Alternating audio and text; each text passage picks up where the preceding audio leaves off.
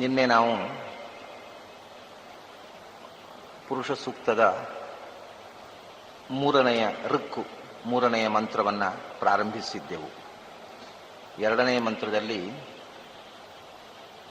ಬಂದಿರತಕ್ಕಂಥ ಎರಡು ಅಪೂರ್ವ ಶಬ್ದಗಳನ್ನು ನಾನು ಈ ಸಂದರ್ಭದಲ್ಲಿ ನೆನಪಿಸಿಬಿಡಬೇಕು. ಅಮೃತತ್ವಸ್ಯ ಅನ್ನುವ ಶಬ್ದ, ಉತಾಮೃತತ್ವಸ್ಯ ಈಶಾನಃ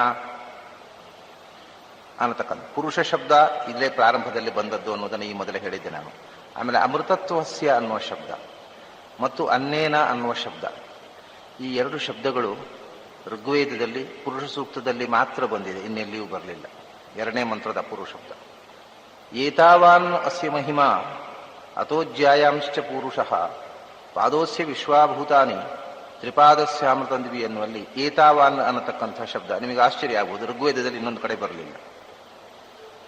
ಪಾದಃ ಅನ್ನೋ ಶಬ್ದ ಋಗ್ವೇದದಲ್ಲಿ ಇನ್ನೊಂದು ಕಡೆ ಬರಲಿಲ್ಲ. ತ್ರಿಪಾತ್ ಅನ್ನೋ ಶಬ್ದ ಋಗ್ವೇದದಲ್ಲಿ ಇನ್ನೊಂದು ಕಡೆ ಬರಲಿಲ್ಲ. ಇದು ಪುರುಷ ಸೂಕ್ತದಲ್ಲಿ ಮಾತ್ರ ಬರ್ತಕ್ಕಂಥದ್ದು. ತ್ರಿಪಾದ ವಿಭೂತಿ ನಾರಾಯಣ ಉಪನಿಷತ್ತು ಅಂತ ಒಂದಿದೆ. ತ್ರಿಪಾತ್ ಭಗವಂತನ ಮೂರು ರೂಪಗಳ ಉಲ್ಲೇಖ ಬಂದದ್ದು ಪುರುಷ ಸೂಕ್ತದಲ್ಲಿ ಮಾತ್ರ. ಇದೆಲ್ಲ ಪುರುಷ ಸೂಕ್ತದ ವೈಶಿಷ್ಟ್ಯಗಳು. ಈ ಇನ್ನೊಂದು ಕಡೆ ಇಡೀ ಋಗ್ವೇದದಲ್ಲಿ ತ್ರಿಪಾದ ವಿಭೂತಿಯನ್ನು ಉಲ್ಲೇಖ ಮಾಡಿಲ್ಲ. ಭಗವಂತನ ತ್ರಿಪಾದ ವಿಭೂತಿಯ ಉಲ್ಲೇಖ ಪುರುಷ ಸೂಕ್ತದಲ್ಲಿ ಮಾತ್ರ ಬಂದಿರೋದು. ತ್ರಿಪಾತ್ ಅನ್ನುವ ಶಬ್ದ ಇಡೀ ಋಗ್ವೇದದಲ್ಲಿ ಪುರುಷ ಸೂಕ್ತದಲ್ಲಿ ಮಾತ್ರ ಬಂದಿರೋದು. ಏತಾವಾನ್ ಅಸ್ಯ ಮಹಿಮಾ ಅತೋಜ್ಯಾಯಾಂಶ್ಚ ಪುರುಷಃ ಪಾದೋಸ್ಯ ವಿಶ್ವಾಭೂತಾನಿ ತ್ರಿಪಾದಸ್ಯಾಮೃತಂ ದಿವಿ. ಇದು ಋಗ್ವೇದದ ಮತ್ತು ಯಜುರ್ವೇದದ ತೈತ್ರಿಯ ಪಾಠ. ಅದರಲ್ಲಿ ವ್ಯತ್ಯಾಸ ನಾನು ನಿನ್ನೆ ಹೇಳಿದಾಗ ಏತಾವಾನಸ್ಯ ಮಹಿಮಾ ಅತೋಜ್ಯಾಯಾಂಶ್ಚ ಪುರುಷಃ ಅಂದ್ರೆ ಋಗ್ವೇದ ಆಯಿತು, ಮಹಿಮಾ ಅತೋಜ್ಯಾಯಾಂಶ್ಚ ಪುರುಷಃ ಅಂದ್ರೆ ಯಜುರ್ವೇದ ಆಯಿತು. ಶುಕ್ಲ ಯಜುರ್ವೇದದಲ್ಲಿ ತಾವಾನಸ್ಯ ಮಹಿಮಾ, ಸಾಮವೇದದಲ್ಲಿ ತಾವಾನಸ್ಯ ಮಹಿಮಾ ತಥೋಜ್ಯಾಯಾಂಶ್ಚ ಪುರುಷಃ, ತಾವಂತೋ ಅಸ್ಯ ಮಹಿಮಾ ತಥೋಜ್ಯಾಯಾಂಶ್ಚ ಪುರುಷ ಅನ್ನೋದು ಅಥರ್ವ ವೇದದ ಪಾಠ. ಪಾದೋಸ್ಯ ಸರ್ವಾಭೂತಾನಿ ಅನ್ನೋದು ಸಾಮವೇದ ಪಾಠ. ಉಳಿದ ಕಡೆ ಪಾದೋಸ್ಯ ವಿಶ್ವಾಭೂತಾನಿ. ಆ ಪಾದಗಳು ಮೂರನೇ ಪಾದ ನಾಲ್ಕನೇ ಪಾದ ಮುಂದೆ ಹಿಂದೆ ಆಗಿದೆ. ಎರಡನೇ ಮಂತ್ರದ ಕೊನೆಯಲ್ಲಿ ಮೂರನೇ ಮಂತ್ರದ ಉತ್ತರಾರ್ಧ ಇದೆ, ಮೂರನೇ ಮಂತ್ರದ ಕೊನೆಯಲ್ಲಿ ಎರಡನೇ ಮಂತ್ರದ ಉತ್ತರಾರ್ಧ ಇದೆ ಸಾಮವೇದದಲ್ಲಿ. ಈಗ ಇದರ ಅರ್ಥವನ್ನು ನಾವು ನೋಡಿದರೆ, ಏತಾವಾನ್ ಅಸ್ಯ ಮಹಿಮಾ, ಭಗವಂತನ ಮಹಿಮೆ ಇಷ್ಟಿದೆ. ಇಷ್ಟು ಅಂದರೆ ಹಿಂದೆ ಹೇಳಿದ್ದು ಮುಕ್ತಾಮುಕ್ತ ನಿಯಾಮಕತ್ವ, ಸರ್ವ ಬ್ರಹ್ಮಾಂಡ ವ್ಯಾಪಕತ್ವ, ಬ್ರಹ್ಮಾಂಡಾದ್ ಬಹಿರ್ವ್ಯಾಪ್ತಿ. ಹೀಗೆ ಸರ್ವ ನಿಯಾಮಕತ್ವ ಸರ್ವಗತತ್ವ ಅನ್ನತಕ್ಕಂಥದ್ದು ಭಗವಂತನ ಮಹಾಮಹಿಮೆ. ಅತಃ ಇದು ಯಾರಲ್ಲಿಯೂ ಇಲ್ಲ. ಈ ಬ್ರಹ್ಮಾಂಡಾದ ಬಹಿ ವ್ಯಾಪ್ತಿ ಅಂದರೆ ಬರೇ ಕಾಲದೇಶಗಳಿಂದ ವ್ಯಾಪ್ತಿಯಲ್ಲ, ಪ್ರಕೃತಿಯನ್ನೂ ಮೀರಿ ಪ್ರಕೃತ್ಯತೀತತ್ವ. ಮುಕ್ತಾಮುಕ್ತರು ಅಂದ್ರೆ ಕ್ಷರಪುರುಷರು. ಕ್ಷರಪುರುಷರೇ ಮುಕ್ತರಾಗ್ತಾರೆ, ಆಮೇಲೆ ಬ್ರಹ್ಮಾದಿ ದೇವತೆಗಳೇ ಮುಕ್ತರಾಗುವರು. ಅದರಿಂದ ಅಕ್ಷರಾಕ್ಷರಾತೀತತ್ವ, ಸಮತೀತ ಕ್ಷರಾಕ್ಷರಂ ಅಂತ ಆಚಾರ್ಯನು ಹೇಳ್ತಾರೆ. ಆ ಅಕ್ಷರಾಕ್ಷರಾತೀತ್ವವನ್ನು ಇಷ್ಟ ತನಕ ಹೇಳಿದ ಹಾಗಾಯ್ತು. ಅದನ್ನ ಇಲ್ಲಿ ಹೇಳ್ತಾರೆ, ಇದು ಏತಾವಾನ್ ಅಸ್ಯ ಮಹಿಮಾ ಅಂತ. ಈ ಕ್ಷರಾಕ್ಷರವನ್ನು ಮೀರಿನಂಥವನು. ಯಸ್ಮಾತ್ ಕ್ಷರಮತೀತೋಹಂ ಅಕ್ಷರಾದಪಿ ಚ ಉತ್ತಮಃ ಅತೋಸ್ಮಿ ಲೋಕೆ ವೇದೇ ಚ ಪ್ರಥಿತಃ ಪುರುಷೋತ್ತಮಃ ಅಂತ. ಈ ಪುರುಷೋತ್ತಮತ್ವ ಉಂಟಲ್ವ, ಉತ್ತಮ ಪುರುಷತ್ವ, ಮಹಾಪುರುಷ ಅಂತಕ್ಕಂಥದ್ದು ಇದು ಅಸ್ಯ ಮಹಿಮಾ ಅಂತ. ಅಂದರೆ ಅಸ್ಯೈವ ಮಹಿಮಾ, ಇದು ಭಗವಂತನದೇ ಮಹಿಮೆ ಹೊರತು ಇನ್ಯಾರಲ್ಲಿಯೂ ಈ ಗುಣಗಳಿರೋದು ಸಾಧ್ಯ ಇಲ್ಲ. ಅತಃ ಜ್ಯಾಯಾಂಶ ಪುರುಷ, ಆದ್ದರಿಂದ ಪುರುಷ ಜ್ಯಾಯಾಂಶ್ಚ, ಪುರುಷನೇ ಶ್ರೇಷ್ಠ, ಅವನಿಗೆ ಸಮಾನನಾಗಿರ್ತಕ್ಕೂ ಇನ್ನು ಮುಂದಿಲ್ಲ ಅಂತ ಅನ್ನತಕ್ಕಂಥ ಮಾತು ಒಂದು ಮುಖ ಆಯಿತು. ಅಲ್ಲಿ ಜ್ಯಾಯಾಂಶ್ಚ ಪುರುಷ ಅನ್ನುವಲ್ಲಿ ಪುರುಷ ಜ್ಯಾಯಾಂಶ್ಚ ಅಂದ್ರೆ ಪುರುಷನು ಶ್ರೇಷ್ಠನೇ ಮತ್ತು ಪುರುಷಶ್ಚ ಜ್ಯಾಯಾನ್, ಪುರುಷನೇ ಶ್ರೇಷ್ಠ. ಚಕಾರ ಅನ್ನೋದು ಉದಾಹರಣಾರ್ಥವಾಗಿ ಬಂದಿದೆ. ಆಮೇಲೆ ಚಕಾರಕ್ಕೆ ಸಮುಚ್ಚಾಯಕತ್ವವೂ ಇದೆ, ಯಾಕಂದ್ರೆ ಮುಂದೆ ಹೇಳ್ತಾರಲ್ಲ, ಇನ್ನು ಮುಂದೆ ಗುಣಗಳನ್ನು ಹೇಳ್ತಾರೆ, ಅಲ್ಲಿಗೂ ಇದು ಅನ್ವಯ. ಈಗ ಅವನು ಮುಕ್ತಾಮುಕ್ತ ನಿಯಾಮಕ, ಪ್ರಕೃತಿ ನಿಯಾಮಕ, ಆದ್ದರಿಂದ ಜಾಯಾನ್ ಒಂದು ಹೇಳಿದ್ರು. ಮುಂದೆ ಹೇಳ್ತಾರೆ ಇನ್ನು ಅನೇಕ ಗುಣಗಳು, ಅತಶ್ಚ ಜಾಯಾನ್, ಆದ್ದರಿಂದಲೂ ಪರಮಾತ್ಮ ಶ್ರೇಷ್ಠ. ಮುಂದಕ್ಕೆಲ್ಲ ಅನ್ವಯ, ಅತಶ್ಚ ಜಾಯಾನ್ ಪುರುಷ. ಮುಂದೆ ಹೇಳ್ತಕ್ಕಂತಹ ಗುಣಗಳಿಂದಲೂ, ಅತಃ ಅಂದ್ರೆ ಉಕ್ತ ಗುಣೇಭ್ಯ, ಅತಶ್ಚ ವಕ್ಷ್ಯಮಾನ ಗುಣೇಭ್ಯಶ್ಚ ಜಾಯನ್, ಮುಂದೆ ಹೇಳ್ತಕ್ಕಂತಹ ಗುಣಗಳಿಂದ ಕೂಡ ಪರಮಾತ್ಮ ಶ್ರೇಷ್ಠ. ಇನ್ನೊಂದು ರೀತಿಯಿಂದ ಏತಾವಾನಸ್ಯ ಮಹಿಮಾ, ಇಷ್ಟೇ ಏನು ಇವನ ಮಹಿಮೆ. ಹಿಂದೆ ಹೇಳಿದಷ್ಟೇ ಮುಕ್ತಾಮುಕ್ತ ನಿಯಾಮಕತ್ವ ಪ್ರಕೃತ್ಯತೀತತ್ವ, ಇಷ್ಟೇ ಏನು ಅವನ ಮಹಿಮೆ ಅಲ್ಲ. ಅತೋಜ್ಯಾಯಾಂಶ್ಚ ಪುರುಷ. ನಾವು ಹೇಳಿದ ಎಲ್ಲಾ ಗುಣಗಳು ಎಷ್ಟು ಹೇಳಿದರೂ ಹೇಳಲಿಕ್ಕೆ ಆಗೋದಿಲ್ಲ. ಆದ್ದರಿಂದ ನಾವು ಹೇಳಿದಷ್ಟೇ ಅಲ್ಲ, ಯಾಕೆಂದ್ರೆ ಯಥೋ ವಾಚೋ ನಿವರ್ತಂತೆ ಅಪ್ರಾಪ್ಯ ಮನಸಾ ಸಹ ಆನಂದಂ ಬ್ರಹ್ಮಣೋ ವಿದ್ವಾನ್ ನ ಬಿಭೇತಿ ಕುತಶ್ಚನ. ನಾವು ಎಷ್ಟು ಹೇಳಿದರೂ ಹೇಳಲಿಕ್ಕೆ ಆಗದಷ್ಟು ಗುಣಗಳಿರೋದರಿಂದ ಇಷ್ಟು ಹೇಳಿದ ಮೇಲೆಯೂ ಅಥೋಪಿ ಜ್ಯಾಯಾನ್ನ ಪುರುಷ, ಅವನು ನಾವು ಹೇಳಿದ ಎಲ್ಲಾ ಗುಣಗಳು ಅಷ್ಟೇ ಅಲ್ಲ, ಅದಕ್ಕಿಂತಲೂ ದೊಡ್ಡವ. ಎಷ್ಟು ದೊಡ್ಡವ ಅಂತ ಶಬ್ದದಿಂದ ಹೇಳಲಿಕ್ಕೆ ಆಗೋದಿಲ್ಲ. ಇಲ್ಲಿ ಒಂಥರ ಹೇಳ್ತಾರೆ ನೋಡಿ, ನ ತತ್ರ ಚಕ್ಷುರ್ಗಚ್ಚತಿ ನ ವಾಗ್ಗಚ್ಚತಿ ನೋ ಮನಃ. ದೇವರನ್ನ ಒಬ್ಬ ಅಪರೋಕ್ಷ ಜ್ಞಾನ ಪಡೆದು ದೇವರ ಸಾಕ್ಷಾತ್ಕಾರ ಆಗಿರತಕ್ಕಂಥ ಒಬ್ಬ ಜ್ಞಾನಿ ಇದ್ದಾನೆ. ಅವನ ಹತ್ರ ವಾದ ಮಾಡಬಹುದು ಅಜ್ಞಾನಿಗಳು, ಎಲ್ಲಿದ್ದಾನೆ ದೇವರು ತೋರಿಸು. ಏನ್ ಮಾಡ್ಬೇಕು ಅವನು? ದೇವರಿಲ್ಲ, ಯಾಕಂದ್ರೆ ಇದ್ರೆ ತೋರಿಸು. ಅವನು ಹೇಳ್ತಾನೆ, ಅಪ್ಪ ನ ತತ್ರ ಚಕ್ಷುರ್ಗಚ್ಚತಿ, ತೋರಿಸು ಅಂತ ಹೇಳಿಕ್ಕೆ ಕಣ್ಣಿಗೆ ಕಾಣೋ ವಸ್ತು ಅಲ್ಲ ಅದು.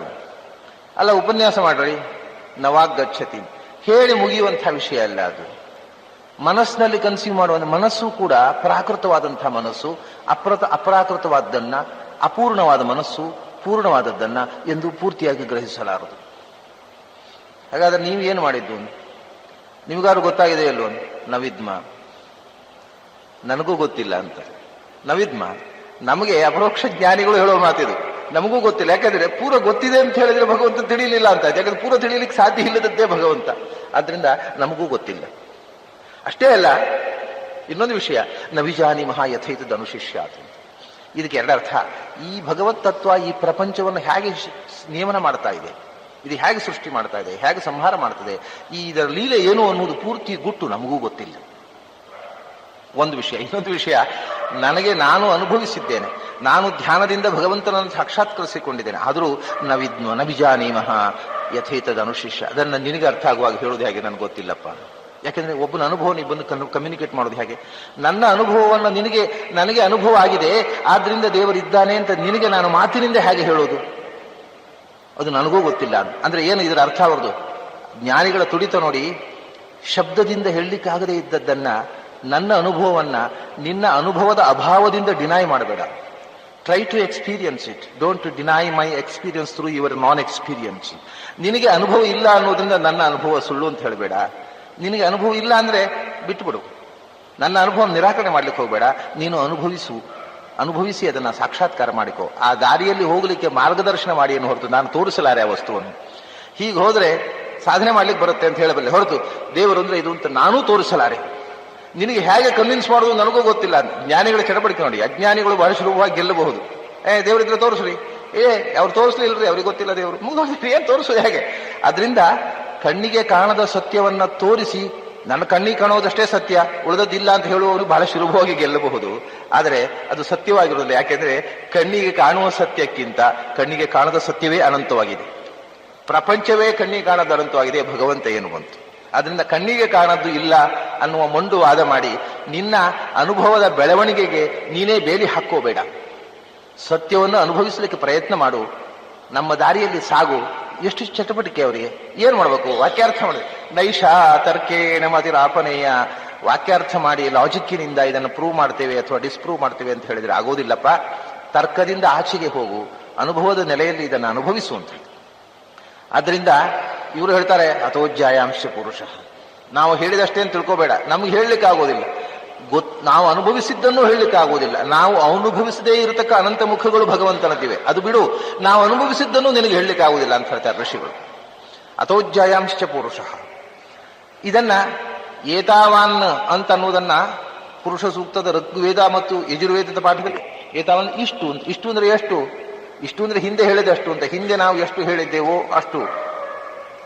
ಅದನ್ನ ಸಾಮವೇದದ ಪಾಠ ಏನು ಮಾಡಿತು? ತಾವಾನಸ್ಯ ಮಹಿಮಾ ಅಂದ್ರೆ ಏತಾವಾನ್ ಅನ್ನೋದನ್ನ ಪ್ರತ್ಯಕ್ಷವಾಗಿ ನಿರ್ದೇಶ ಮಾಡಿ. ತಾವಾನ್ ಅಂದ್ರೆ ಪರೋಕ್ಷ. ಅಷ್ಟು.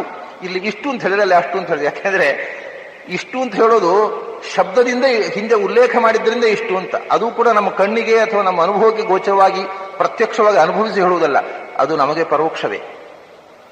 ಅದನ್ನ ತಾವಂತೋ ಅಸ್ಯ ಮಹಿಮಾ ಅಂದ್ರು ಅಥರ್ವವೇದದಲ್ಲಿ. ತಾವಾನ್ ಅಂತ ಒಂದು ಹೇಳಿದರು, ಏಕವಚನ ಹೇಳಿದ್ದನ್ನ ತಾವಂತಹ ಬಹುವಚನ ಹೇಳಿದರು. ಅಂದ್ರೆ ಆ ಅಷ್ಟು ಮಹಿಮೆಗಳು ಅದನ್ನು ಮತ್ತೆ ಏಕವಚನ. ಭಗವಂತನ ಮಹಿಮೆ ಅವು ಅನಂತ ಅಂತ ಹೇಳೋದಕ್ಕೋಸ್ಕರ ಬಹುವಚನ ಕೊಟ್ಟಬೇಕು. ತಾವಂತೋ ಅಸ್ಯ ಮಹಿಮಾ ತಥೋಜ್ಯಾಯಾಂಶ ಪುರುಷ. ಅತಃ ಜ್ಯಾಯಾಂಶ ಅಂದ್ರೆ ಅತಃ ಅಂದ್ರೆ ಆ ಕಾರಣದಿಂದ ಅಂತ ಒಂದರ್ಥ.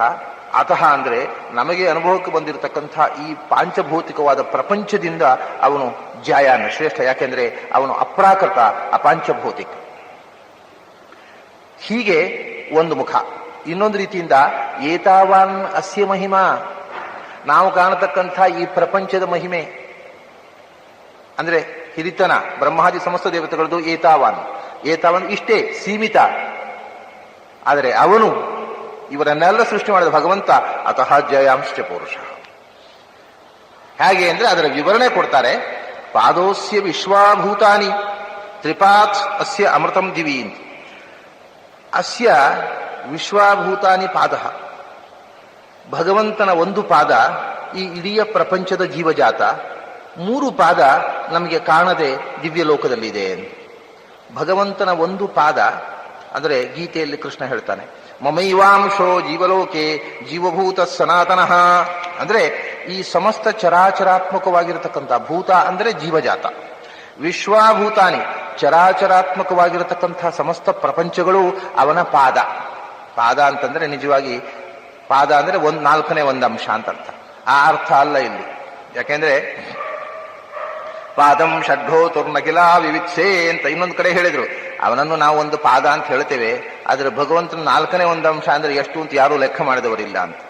ಷಡ್ಢೋತು ಪಾದಂ ನ ವಿವಿತ್ಸೆ ಯಾರೂ ತಿಳಿದವರಿಲ್ಲ. 4ನೇ ಅಂತ ಹೇಳ್ಬೇಕಾದ್ರೆ 4ನೇ ಅದರ 4 ಪಟ್ಟು ದೇವರು ಅಂತಾಯ್ತು, ಲೆಕ್ಕಾಚಾರಕ್ಕೆ ಸಿಕ್ಕಿದ ಹಾಗಾಯ್ತು, ಅನಂತ ಅಲ್ಲ ಅಂತಾಯ್ತು. 4ನೇ ಅಂಶ ಅಂತ ಹೇಳಿದ್ರೆ ಇದ್ರ 3 ಪಟ್ಟು, ಇದಕ್ಕೆ 3 ಪಾಲು ಸೇರಿಸಿದ್ರೆ ಇದ್ರ 4 ಪಟ್ಟು ಜಾಸ್ತಿ ಆದ್ರೆ ದೇವರು ಅಂತಾಯ್ತು. ಇದು 4ನೇ ಅಂದ್ರೆ ಭಗವಂತನನ್ನು ಲೆಕ್ಕಾಚಾರಕ್ಕೆ ಒಳಪಡಿಸಿದಾಗಾಯ್ತು. ಹಾಗಾದ್ರೆ ಅದು ಹೇಳಿದ್ರು ಷಡ್ಢೋತು ಪಾದಂ ನ ವಿವಿತ್ಸೆ. ಭಗವಂತನ 4ನೇ ಅಂಶ ಅಂದ್ರೆ ಎಷ್ಟು ಅಂತ ಯಾರೂ ಲೆಕ್ಕ ಮಾಡಿದವರಿಲ್ಲ. ಮತ್ತೆ ಹೇಳೋದು ಸುಮ್ಮನೆ ಹೇಳೋದು, ಒಂದು ಅಂಶ, ಒಂದು ಫ್ರಾಕ್ಷನ್ ಅಂತ. ಪಾದ ಅಂತಂದ್ರೆ 4ನೇ ಅಂತಲ್ಲ, ಒಂದು ಆಸ್ಪೆಕ್ಟು ಅಂತ. ಪಾದ ಅನ್ನೋದಕ್ಕೆ ಇನ್ನೊಂದು ಅರ್ಥ ಇದೆ. 4ನೇ ಅಂಶ ಅಂತ ಎಷ್ಟೇ ಅರ್ಥ ಅಲ್ಲ, ಆಸ್ಪೆಕ್ಟು ಅಂತ. ಯಾಕೆಂದ್ರೆ ಉತ್ತಮಾನಾಂ ಸ್ವರೂಪಂತೂ ಪಾದಶಬ್ದೇನ ಭಣ್ಯತೆ. ಪಾದ ಅಂದ್ರೆ ಭಗವಂತನ ಒಂದು ರೂಪ. ಭಗವಂತನ ಒಂದು ರೂಪ ಇಲ್ಲಿದೆ, 3 ರೂಪ ಅಲ್ಲಿದೆ ಅಂತ. 4ನೇ ಅಂತ ಅರ್ಥ ಅಲ್ವೇ ಇಲ್ಲ ಅದಕ್ಕೆ. ಪಾದ ಅಂದ್ರೆ ಒಂದು ಆಸ್ಪೆಕ್ಟ್. ಈಗ ನಾವು ಹೇಳ್ತೇವಲ್ಲ, ದೊಡ್ಡವರನ್ನ ಪಾದಶಬ್ದದಿಂದ ಹೇಳಬೇಕು ಅಂತ, ಅದು ಶಾಸ್ತ್ರ. ಅದರಿಂದ ತದ್ವಿಷ್ಣೋ ಪರಮಂ ಪದಂ ಸದಾ ಪಶ್ಯಂತಿ ಸೂರಯ ಅಂತ ಋಗ್ವೇದಲ್ಲಿ ಹೇಳಿತು. ಆಮೇಲೆ ಸೋಧ್ವನ ಪಾರಮ ಆಪ್ನೋತಿ ತದ್ವಿಷ್ಣೋ ಪರಮಂ ಪದಂ ಅಂತ ಕಠೋಪನಿಷತ್ ಹೇಳ್ತದೆ. ಇಲ್ಲೆಲ್ಲ ವಿಷ್ಣೋ ಪದಂ ಅಂತಂದ್ರೆ ಭಗವಂತನ ಕಾಲು ಅಂತ ಅರ್ಥ ಅಲ್ಲ, ಅಥವಾ ಕಾಲಂಶ ಅಂತ ಅರ್ಥ ಅಲ್ಲ, ಭಗವಂತನ ಸ್ವರೂಪ ಅಂತ ಅರ್ಥ. ವಿಷ್ಣು ಪದ ಅಂದ್ರೆ ಭಗವಂತನ ಸ್ವರೂಪ ಅಂತ ಅರ್ಥ. ಈ ದೊಡ್ಡವರನ್ನ ನಾವು ಭಗವಂತನನ್ನ ಅಥವಾ ದೊಡ್ಡವರನ್ನ ಗುರುಸ್ಥಾನದಲ್ಲಿದ್ದವರನ್ನ ಪಾದ ಶಬ್ದದಿಂದ ಕರೀಬೇಕು ಅಂತ ಹಿಂದಿನ ಸಂಪ್ರದಾಯ. ಆದ್ರಿಂದ ನಾವು ಗುರುಗಳನ್ನ ಶ್ರೀಪಾದರು ಅಂತ ಹೇಳೋದು. ಶ್ರೀಪಾದರು ಅವ್ರಿಗೆ ಕಾಲ್ ಮಾತ್ರ ಇರೋದಲ್ಲ, ಸರ್ವಾಂಗವೂ ಇದೆ. ಆದ್ರೆ ಹೇಳುವಾಗ ಶ್ರೀಪಾದ ಅಂತ ಹೇಳ್ಬೇಕು. ಅಷ್ಟೇ ಅಲ್ಲ, ದೊಡ್ಡವರನ್ನು ವರ್ಣನೆ ಮಾಡುವಾಗಲೂ ಪಾದಾದಿಕೇಶ ಅಂತ ವರ್ಣನೆ. ಪಾದದಿಂದ ಯಾಕೆಂದ್ರೆ ನಾವು ದೊಡ್ಡವರ ಹತ್ರ ಮಾತಾಡುವಾಗ ಅವ್ರನ್ನ ಮುಖಕ್ಕೆ ಮುಖ ಕೊಟ್ಟು ಕಣ್ಣಿಗೆ ಕಣ್ಣು ಕೊಟ್ಟು ಮಾತಾಡೋದಲ್ಲ, ಅವರ ಪಾದ ನೋಡಿ ಮಾತಾಡಬೇಕು. ನಿಮ್ಮ ಪಾದ ಧೂಳಿ ನಮ್ಮ ಮನೆಗೆ ಉಳ್ಬೇಕು ಅಂತ. ಅಂದ್ರೆ ಅವ್ರು ಮತ್ತೆ ಕಾಲು ಮಾತ್ರ ಕಳಿಸ್ಬೇಕೇನು ಮನೆಗೆ, ಉಳಿದದ್ದು ಬರಬಾರ್ದೇ ಮನೆಗೆ. ಅಂದ್ರೆ ಪಾದ ಧೂಳಿ ಬೀಳ್ಬೇಕು ಅಂದ್ರೆ ನಿಮ್ಮ ಸಮಸ್ತ ವ್ಯಕ್ತಿತ್ವ ನಮ್ಮ ಮನೆಗೆ ಬರಬೇಕು, ನೀವು ಪೂರ್ಣ ರೂಪದಿಂದ ಬರಬೇಕು. ಬರೇ ಪಾದ ಬರುವುದಲ್ಲ. ಪಾದ ಅನ್ನುವುದು ಇಡೀ ಸರ್ವಾಂಗವನ್ನು ಉಪಲಕ್ಷಣವಾಗಿ ಇಟ್ಟುಕೊಂಡು ಬಂದಿರತಕ್ಕಂಥದ್ದು. ಸ್ವರೂಪ ಎನ್ನುವುದು ಅರ್ಥ. ಅದು ಗೌರವ ಸೂಚಕವಾಗಿ ದೊಡ್ಡವರನ್ನ ತಮ್ಮ ಪಾದ ಬೆಳೆಸಬೇಕು ನಮ್ಮ ಮನೆಗೆ ಅಂದ್ರೆ ತಾವು ಬರಬೇಕು ಅಂತ ಅರ್ಥ. ಅದಕ್ಕೆ ಬರೇ ಪಾದ ಬೆಳೆಸಬೇಕು ಅಂತ ಅಲ್ಲ. ಅಲ್ಲಿ ನೀವು ಕೂತಲ್ಲೇ ಕೂತ್ರಿ ಪಾದ ಮಾತ್ರ ಬೆಳೆದು ನಮ್ಮ ಮನೆ ತನಕ ಬರಲಿ ಅಂತ ಅರ್ಥ ಅಲ್ಲೇ ಇಲ್ಲ ಅದಕ್ಕೆ. ಪಾದ ಅಂದ್ರೆ ಸ್ವರೂಪ. ಉತ್ತಮಾನಾಂ ಸ್ವರೂಪಂ ಪಾದಶಬ್ದೇನ ಭಣ್ಯತೆ. ಅದರಿಂದ ಭಗವಂತನ ಒಂದು ಶ್ರೇಷ್ಠವಾದ ರೂಪ ಅದು ಈ ಭೂಮಿಯಲ್ಲಿ ತುಂಬಿಕೊಂಡಿದೆ. ಇಡೀ ಸಮಸ್ತ ಚರಾಚರ ಪ್ರಪಂಚವನ್ನು ನೇಮಿಸ್ತಾ ಒಂದು ರೂಪದಿಂದ ಇಲ್ಲಿ ಇದ್ದರೆ, ಅಂದ್ರೆ ಅಮುಕ್ತ ಪ್ರಪಂಚವನ್ನ ನಿಯಮನ ಮಾಡ್ತಾ ಒಂದು ರೂಪದಿಂದ ಇದ್ರೆ, ಅಮುಕ್ತ ಪ್ರಪಂಚಕ್ಕೆ ಅಗೋಚರನಾಗಿ 3 ರೂಪದಿಂದ ಮುಕ್ತರಾದಂತಹ ಜ್ಞಾನಿಗಳಿಗೆ ಗಮ್ಯನಾಗಿ ಮುಕ್ತ ಸ್ಥಾನದಲ್ಲಿ ಇದ್ದಾನೆ. ಇದು ಇದರ ಅರ್ಥ. ಪಾದಃ ಅಸ್ಯ ವಿಶ್ವಾಭೂತಾನಿ ತ್ರಿಪಾತ್. ಅವನ 3 ರೂಪಗಳು ಅಮೃತಂ. ಇದು ಅಮೃತ ಅಲ್ಲ ಅಂತಲ್ಲ, ಅಮೃತದಿಂದ ಗಮ್ಯವಾಗಿರುವುದು. ಯಾಕೆ? ಅದು ದಿಲೋಕದಲ್ಲಿ. ಪರಮೇ ವ್ಯೋಮ್ನಿ, ಯೌ ಪರಮಂ ವ್ಯೋಮ ಅಂತ. ದಿವಿ ಅಂದ್ರೆ ಸ್ವರ್ಗ ಅಂತ ಅರ್ಥ ಅಲ್ಲ, ಪರಮವ್ಯೋಮ ಅಂದ್ರೆ ವೈಕುಂಠ, ನಿತ್ಯ ಲೋಕವಾಗಿರತಕ್ಕಂಥ ಮೋಕ್ಷ. ಮುಕ್ತರಿಂದ ಉಪಾಸ್ಯವಾಗಿ 3 ರೂಪಗಳಿವೆ. ಅದು 3 ಯಾವುದು ಅಂತಂದ್ರೆ 3 ಮುಕ್ತ ಸ್ಥಾನಗಳು, ಅದರಲ್ಲಿ 3 ರೂಪಗಳು ಅಂತ. ಅದನ್ನ ಅಮೃತಂ ಕ್ಷೇಮಂ ಅಭಯಂ ತ್ರಿಧಾಮ್ನೋಧಾಯಿ ಮೂರ್ಧಸು ಅಂತ ಭಾಗವತದಲ್ಲಿ ಹೇಳಿದರು. ಭಗವಂತನ 3 ರೂಪಗಳು ಮುಕ್ತಗಮ್ಯವಾದವುಗಳು, ಅಮೃತ, ಕ್ಷೇಮ, ಅಭಯ ಅಂತ 3 ರೂಪಗಳು. ಅದಕ್ಕೆ ಬೇರೆ ಹೆಸರುಗಳನ್ನು ಹೇಳ್ತಾರೆ ಪುರಾಣದಲ್ಲಿ. ಅದು ಎಲ್ಲಿರುವುದು? ಅನಂತಾಸನ ವೈಕುಂಠ ಶ್ವೇತದ್ವೀಪೇಶು ಚ ಸ್ಥಿತ ಅಂತಂದ್ರು. ಅನಂತಾಸನ, ವೈಕುಂಠ, ಶ್ವೇತದ್ವೀಪ ಇವು ಮೂರು ಮುಕ್ತ ಸ್ಥಾನಗಳು, ಅಮುಕ್ತರು ಹೋಗುವಂತಹ ಸ್ಥಾನಗಳಲ್ಲ. ಈ ಮುಕ್ತ ಸ್ಥಾನಗಳಲ್ಲಿ ಇರತಕ್ಕಂತಹ ಮೂರು ರೂಪಗಳು, ಇದರ ಹೆಸರುಗಳು ನಾರಾಯಣ, ಪದ್ಮನಾಭ, ವೈಕುಂಠ ಅಂತ ಇನ್ನೊಂದು ಹೆಸರು. ಅಮೃತಾಕ್ಷೇಮ ಅಭಯ ಅಲ್ಲದೆ ನಾರಾಯಣ, ಪದ್ಮನಾಭ, ವೈಕುಂಠ. ವೈಕುಂಠದಲ್ಲಿ ಇರತಕ್ಕಂತಹ ಭಗವಂತನ ರೂಪಕ್ಕೆ ವೈಕುಂಠ ಅಂತಲೇ ಹೆಸರು. ಶ್ವೇತದ್ವೀಪದಲ್ಲಿ ಇರತಕ್ಕಂತಹ ಭಗವಂತನ ರೂಪಕ್ಕೆ ಪದ್ಮನಾಭ ಅಂತ ಹೆಸರು. ಆಮೇಲೆ ಅನಂತಾಸನದಲ್ಲಿ ಇರತಕ್ಕಂತಹ ಭಗವಂತನ ರೂಪಕ್ಕೆ ನಾರಾಯಣ ಅಂತ ಇನ್ನೊಂದು. ನಾರಾಯಣ, ಪದ್ಮನಾಭ, ವೈಕುಂಠ ಅಂತ. ಹೀಗೆ ಮೂರು ರೂಪಗಳಿಂದ ಮುಕ್ತರಿಗೆ ಮಾತ್ರ ಗಮ್ಯನಾಗಿ, ಅಮುಕ್ತರಿಗೆ ಅಗೋಚರನಾಗಿ ಮುಕ್ತ ಸ್ಥಾನದಲ್ಲಿ ಇದ್ದಾನೆ. ಆಮೇಲೆ ಈ ಇನ್ನೊಂದು ರೂಪದಿಂದ ಮುಕ್ತರಿಗೂ ಗಮ್ಯನಾಗಿದ್ದ, ಅಮುಕ್ತರಿಗೂ ಗಮ್ಯನಾಗಿ, ಅಮುಕ್ತರಿಂದ ಉಪಾಸ್ಯನಾಗಿ, ಅಮುಕ್ತರ ನಿಯಾಮಕನಾಗಿ ಈ ಭೂಮಿಯಲ್ಲಿ ತುಂಬಿದ್ದಾನೆ. ಹೀಗೆ ಭಗವಂತ 4 ರೂಪಗಳು. ಇವೇ ಭಗವಂತನ 4 ಪಾದಗಳು. ಸೋಯಂ ಆತ್ಮ ಚತುಷ್ಪಾತ್, ಅವನಿಗೆ 4 ಕಾಲುಗಳು, 4 ಕಾಲುಗಳು 4 ರೂಪಗಳು. ಪ್ರಥಮ ಪಾದ, ದ್ವಿತೀಯ ಪಾದ, ತೃತೀಯ ಪಾದ ಅಂತ ಹೀಗೆ ಭಗವಂತ 4 ರೂಪಗಳಿಂದ ಮುಕ್ತಾಮುಕ್ತ ನಿಯಾಮಕನಾಗಿದ್ದಾನೆ ಅಂತಕ್ಕಂಥ ಮಾತನ್ನು ಹೇಳಿದರು. ಇಲ್ಲಿ ಪಾದೋಸ್ಯ ವಿಶ್ವಾಭೂತಾನಿ ಅನ್ನುವುದಕ್ಕೆ ಇನ್ನೂ ಒಂದು ಸ್ವಾರಸ್ಯವಾದ ಅರ್ಥ ಇದೆ. ಅಲ್ಲ, ನಮಗೆ ಮುಕ್ತರಿಗೆ ಗಮ್ಯ ಹೌದು, ಅಮುಕ್ತರಿಗೆ ಅವನೇನು ಗಮ್ಯವಾಗಿ ಇಲ್ಲಿದ್ದಾನೆ, ಎಲ್ಲಿದ್ದಾನೆ, ಕಾಣೋದಿಲ್ಲಲ್ಲ ಅಂದ್ರೆ ಪಾದೋಸ್ಯ ವಿಶ್ವಾಭೂತಾನಿ. ಭೂತಾನಿ ಅಂತಂದ್ರೆ ಏನು ಗೊತ್ತೋ? ಅವತಾರಗತಃ ವಿಷ್ಣು ಭೂತಾನಿ ಇತ್ಯುಚ್ಯತೆ ಅಂತ. ಭೂತ ಶಬ್ದ ಅನ್ನೋದು ಭಗವಂತನ ಅವತಾರ ರೂಪಗಳ ಹೆಸರು. ಆದ್ರಿಂದ ಅವನ ಒಂದು ಆಸ್ಪೆಕ್ಟು ಇಲ್ಲಿ ಅಮುಕ್ತರಿಗೆ ಅಷ್ಟೇ ಅಲ್ಲ, ಅಜ್ಞಾನಿಗಳಿಗೆ ಕೂಡ ಗಮ್ಯವಾಗಿ ಅವತಾರ ರೂಪಗಳಿಂದ ಭೂಮಿಯಲ್ಲಿ ಬಂದು ಅವತರಿಸಿದೆ. ಭೂತಾನಿ ಅಂದ್ರೆ ಅವತಾರ ರೂಪಗಳು. ಎಲ್ಲ ರಾಮಕೃಷ್ಣಾದ ರೂಪಗಳಿಂದ ಎಲ್ಲರ ಕಣ್ಣಿಗೂ ಕಾಣಿಸಿದ್ದಾನೆ. ಯಾರು ಭಗವಂತನ ದ್ವೇಷಿಗಳು ಅವರ ಕಣ್ಣಿಗೂ ಕಾಣಿಸಿದ್ದಾನೆ. ಎಲ್ಲರ ಕಣ್ಣಿಗೂ ಕಾಣಿಸಿಕೊಂಡು ಅವನ ಒಂದು ಆಸ್ಪೆಕ್ಟು ಭೂಮಿಯಲ್ಲಿ ಅವತಾರ ಮಾಡಿ ಇಳಿದು ಬರುತ್ತೆ. ಅವತಾರ ಅಂದ್ರೆ ಇಳಿದು ಬರುವುದು. ಭೂಮಿಗೆ ಇಳಿದು ಬಂದ ಒಂದು ರೂಪ, ಮತ್ತೊಂದು ಊರ್ಧ್ವ ಅಂದು ಮೇಲೆ ಇರುವ ರೂಪ. ಭಗವಂತ ಅಗೋಚರನಾಗಿ ಮೇಲೆ ಇದ್ದಾನೆ, ಎಲ್ಲರಿಗೂ ಗೋಚರನಾಗಿ ಭೂಮಿಯಲ್ಲಿ ಇಳಿದು ಬರುತ್ತಾನೆ ಅಂತ. ಅದನ್ನೇ ಭೂತಾನಿ ಅಂತ ಬಹುವಚನ ಕೊಟ್ಟರೆ. ಯಾಕಂದ್ರೆ ಅವತಾರ ರೂಪಗಳು, ಭಗವಂತನ ಅವತಾರ ರೂಪಗಳಿಗೆ ಭೂತಾನಿ ಅಂತ ಹೆಸರು. ಇದನ್ನ ಗಾಯತ್ರಿಯಲ್ಲಿ ಈ ಭಗವಂತನ ಭೂತ ರೂಪಗಳು ಅಂದ್ರೆ ಭಗವಂತನ ಇನ್ನೊಂದು ವಿಷ್ಣು ಸಹಸ್ರನಾಮದಲ್ಲಿ ಉಂಟಲ್ಲ, ಭಗವಂತನಿಗೆ ಏಕೋ ವಿಷ್ಣು ಮಹದ್ಭೂತಂ ಪೃಥಗ್ಭೂತಾನ್ಯನೇಕಶಃ. ಭೂತಗಳು ತುಂಬಾ ಇದ್ದಾವೆ, ಆದ್ರೆ ಮಹಾಭೂತ ಒಂದೇ ಇರೋದು ಒಂದರಲ್ಲಿ. ಅಂದ್ರೆ ಭೂತ ಮುಖ್ಯವಾದ ಭೂತ. ಭೂತ ಅಂದ್ರೆ ಏನು? ಭೂತ ಅಂದ್ರೆ ಭೂತಿ ಉಳ್ಳದ್ದು ಭೂತ. ಮತ್ವರ್ಥಿ ಅಚಿಪ್ರತ್ಯಯ ಅದು. ಭೂತಿ ಹಿ ಅಸ್ಯ ಅಸ್ತೀತಿ ಭೂತಂ. ಭೂತಿ ಉಳ್ಳವನು ಭೂತ. ಅವನು ಯಾರು? ಇದಕ್ಕೆ ಮಹಾಭೂತ ಶ್ರುತಿ ಅಂತ ಹೆಸರು ಐತರೇಯಕ್ಕೆ. ಮಹಾಭೂತ ಶ್ರುತಿಯಾಗಿದೆ. ಮಹಾಭೂತಿ ಯಥೋ ವಿಷ್ಣು ಮಹಾಭೂತಿ ಯಥಃ, ಮಹಾಭೂತಿಯಾಗಿರತಕ್ಕಂಥ ವಿಷ್ಣುವನ್ನು ಹೇಳತಕ್ಕಂಥ ಶ್ರುತಿ. ಆದ್ರಿಂದ ಇದು ಮಹಾಭೂತ ಶ್ರುತಿ ಅಥವಾ ಮಹಾಭೂತಿ ಶ್ರುತಿ. ಭೂತಿ ಅಂದ್ರೆ ಏನು? ಭೂತಿ ಅಂದ್ರೆ ಭೂತಿ ಮಹಾಭೂತಿ ಲಕ್ಷ್ಮೀ. ಭೂತಿ ಅಂತಂದ್ರೆ ಶ್ರೀತತ್ವಕ್ಕೆ ಹೆಸರು. ಆ ಭೂತಿಯ ಪತಿಯಾದವನೇ ಭೂತ. ಆದ್ರಿಂದ ನಿಜವಾದಂತಹ ಭೂತ ಅವನು ಅನೇಕ ಅವತಾರಗಳಿಂದ ಭೂತಾನಿ ಬಹುರೂಪಗಳಿಂದ ಭೂಮಿಯಲ್ಲಿ ಕಾಣಿಸಿಕೊಳ್ತಾನೆ. ಅನಂತಾಸನ, ಶ್ವೇತದ್ವೀಪ, ವೈಕುಂಠಗಳಲ್ಲಿರತಕ್ಕಂಥ ರೂಪ ನಮ್ಮ ಭೌತ ಪ್ರಪಂಚದ ದೃಷ್ಟಿಗೆ ಗೋಚರವಾಗದೆ ದಿವ್ಯ ರೂಪವಾಗಿ 3 ರೂಪಗಳಿಂದ ಇದ್ದಾನೆ. ತ್ರಿಪಾದಸ್ಯಾಮೃತಂ ದಿವಿ. ಹೀಗೆ 3 ಪಾದಗಳು. ಇನ್ನೊಂದು ಏನು ಗೊತ್ತೋ ತ್ರಿಪಾತ್ ಅಂದ್ರೆ? ತ್ರಿಪಾತ್ ಅಂತ ಅನ್ನತಕ್ಕಂಥ ಶಬ್ದ ಪುರುಷ ಸೂಕ್ತದಲ್ಲಿ ಮಾತ್ರ ಬಂದದ್ದು, ಇಡೀ ಋಗ್ವೇದದಲ್ಲಿ ಇನ್ನೊಂದು ಕಡೆ ಬರಲಿಲ್ಲ ಅಂತ ಹೇಳಿದೆ. ಅವನು ತ್ರಿಪಾತ್ ಯಾಕೆಂದ್ರೆ ಪುರುಷ ಸೂಕ್ತ ಯಾವುದರ ವಿವರಣೆ? ಓಂಕಾರದ ವಿವರಣೆ, ಗಾಯತ್ರಿ ವಿವರಣೆ, 3 ವೇದಗಳ ಸಾರ. ಹಾಗಾಗಿ ತ್ರಿಪಾತ್ ಅಂದ್ರೆ ಓಂಕಾರದ 3 ಅಕ್ಷರಗಳಿಂದ ಪ್ರತಿಪಾದ್ಯನಾದವ ತ್ರಿಪಾತ್. 3 ವ್ಯಾಹೃತಿಗಳಿಂದ ಪ್ರತಿಪಾದ್ಯನಾದವ ತ್ರಿಪಾತ್. ಗಾಯತ್ರಿಯ 3 ಪಾದಗಳಿಂದ ಪ್ರತಿಪಾದ್ಯನಾದವ ತ್ರಿಪಾತ್. ಪುರುಷ ಸೂಕ್ತದ 3 ವರ್ಗಗಳಿಂದ ಪ್ರತಿಪಾದ್ಯನಾದವ ತ್ರಿಪಾತ್. 3 ವೇದಗಳಿಂದ ಪ್ರತಿಪಾದ್ಯನಾದವ ತ್ರಿಪಾತ್. ಹೀಗೆ ತ್ರಿಪಾತ್ ಅನ್ನತಕ್ಕಂಥದ್ದು ಭಗವಂತನ 3 ಪಾದಗಳು. ಅಂದ್ರೆ ಇದು ಇನ್ನೊಂದು ಹೇಳ್ತಾರೆ ನೋಡಿ, ಭೂರ್ಭುವ ಸ್ವಹ, 3 ಲೋಕಗಳನ್ನು ವ್ಯಾಪಿಸಿರತಕ್ಕಂಥ ರೂಪ ಅದು. ಈಗ ವೈಕುಂಠದಲ್ಲಿದೆ ಅಂದ್ರೆ ವೈಕುಂಠದಲ್ಲಿ ಮಾತ್ರ ಇರೋದು ಅದು. ಅದು ತ್ರಿಪಾತ್ ಅಂದ್ರು. ಅಂದ್ರೆ ಇದಂ ವಿಷ್ಣುರ್ವಿಚಕ್ರಮೇ ತ್ರೈಧಾನದೇ ಪದಂ ಸಮೂಢಮಸ್ಯ ಪಾಂ ಸುರೇ ತ್ರೀಣಿ ಪದಾಭಿಚಕ್ರಮೇ ವಿಷ್ಣುರ್ಗೋಪ ಅದಾಭ್ಯ ಅಥೋ ಧರ್ಮಾಣಿ ಧಾರಯನ್.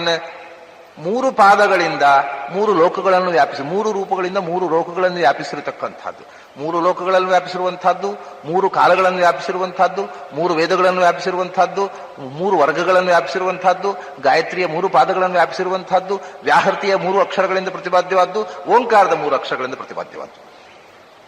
ಅದು ತ್ರಿಪಾತ್. ಅದರ ಮಹಿಮೆ ಹೀಗೆ ಸರ್ವಶಬ್ದವಾಚ್ಯವಾಗಿರತಕ್ಕಂಥದ್ದು ಅನ್ನುವ ಅರ್ಥವಂತ ಈಗ ತ್ರಿಪಾತ್ ಅಂದ್ರೆ.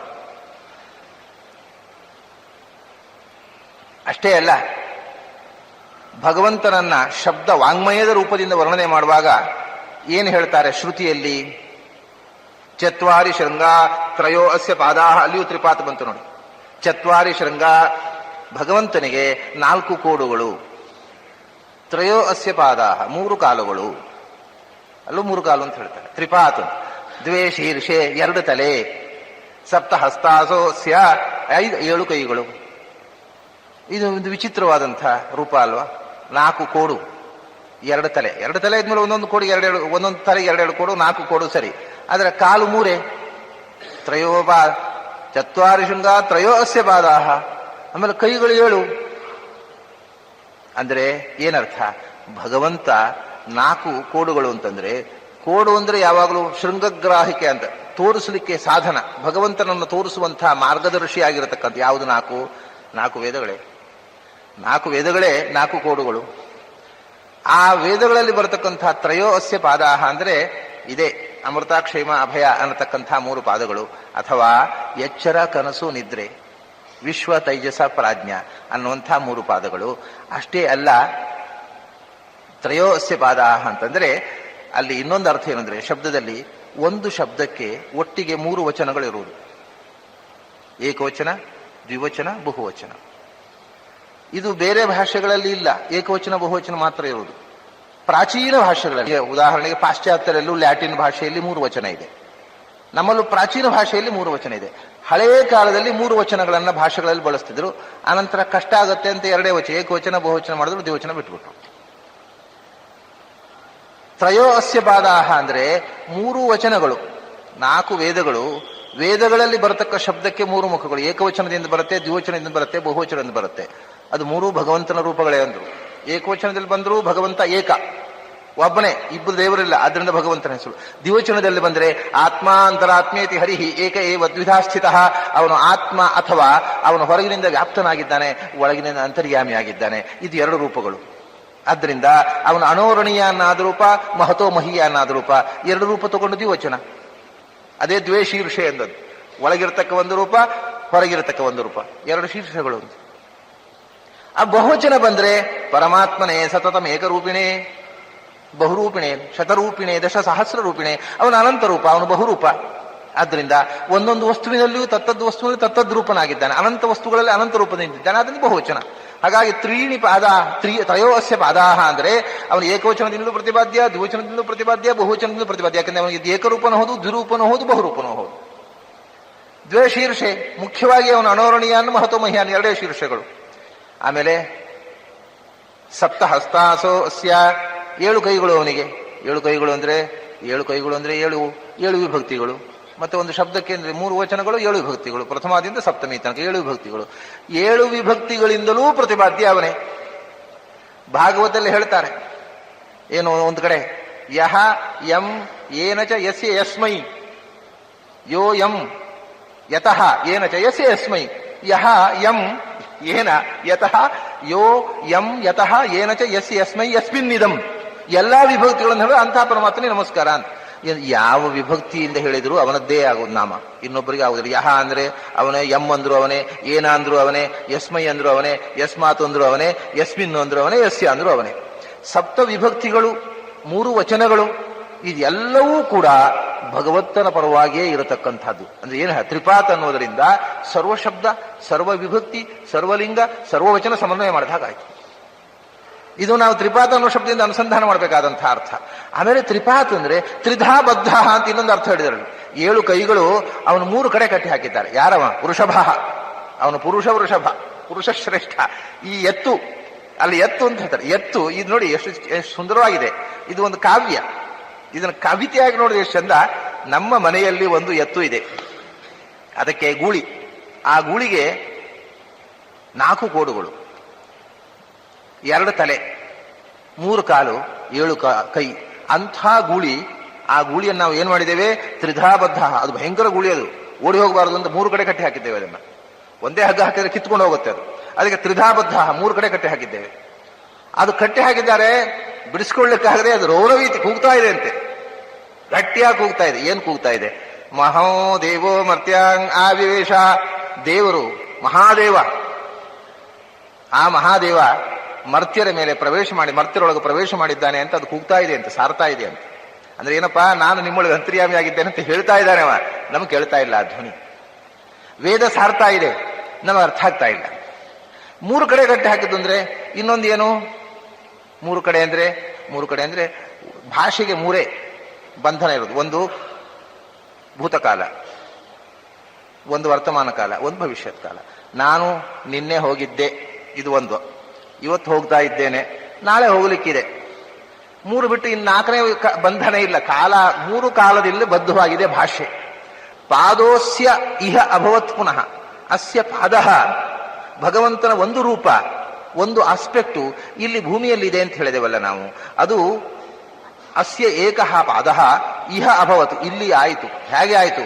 ಪುನಃ ಪುನಃ ಅಭವತ್. ಒಂದು ಪುನಃ ಪುನಃ ಅಭವತ್ ಅಂದ್ರೆ ನಾನು ಹಾಗೆ ಪಾದ ಅಂದ್ರೆ ಇಲ್ಲಿ ನಮಗೆ ಗೋಚರವಾಗತಕ್ಕಂಥ ಅವತಾರ ರೂಪಗಳು. ಅದು ಪುನಃ ಪುನಃ ಅಭವತ್. ಪುನಃ ಪುನಃ ಅಭವತ್, ಪುನಃ ಪುನಃ ಭವತಿ, ಪುನಃ ಪುನಃ ಭವಿಷ್ಯತಿ. ಇದು ತ್ರಿಕಾಲವಾಚಕವಾಗಿದೆ. ಅದು ಪದೇ ಪದೇ ಆಗತ್ತೆ, ಆವೃತ್ತಿ. ಅವತಾರಗಳು ಒಮ್ಮೆ ಮುಗಿಯಿತು ಅಂತಿಲ್ಲ, ಇನ್ನು ಅವತಾರಗಳಿಲ್ಲ ಅಂತಿಲ್ಲ. ಅದು ಇಹ ಅಭವತ್.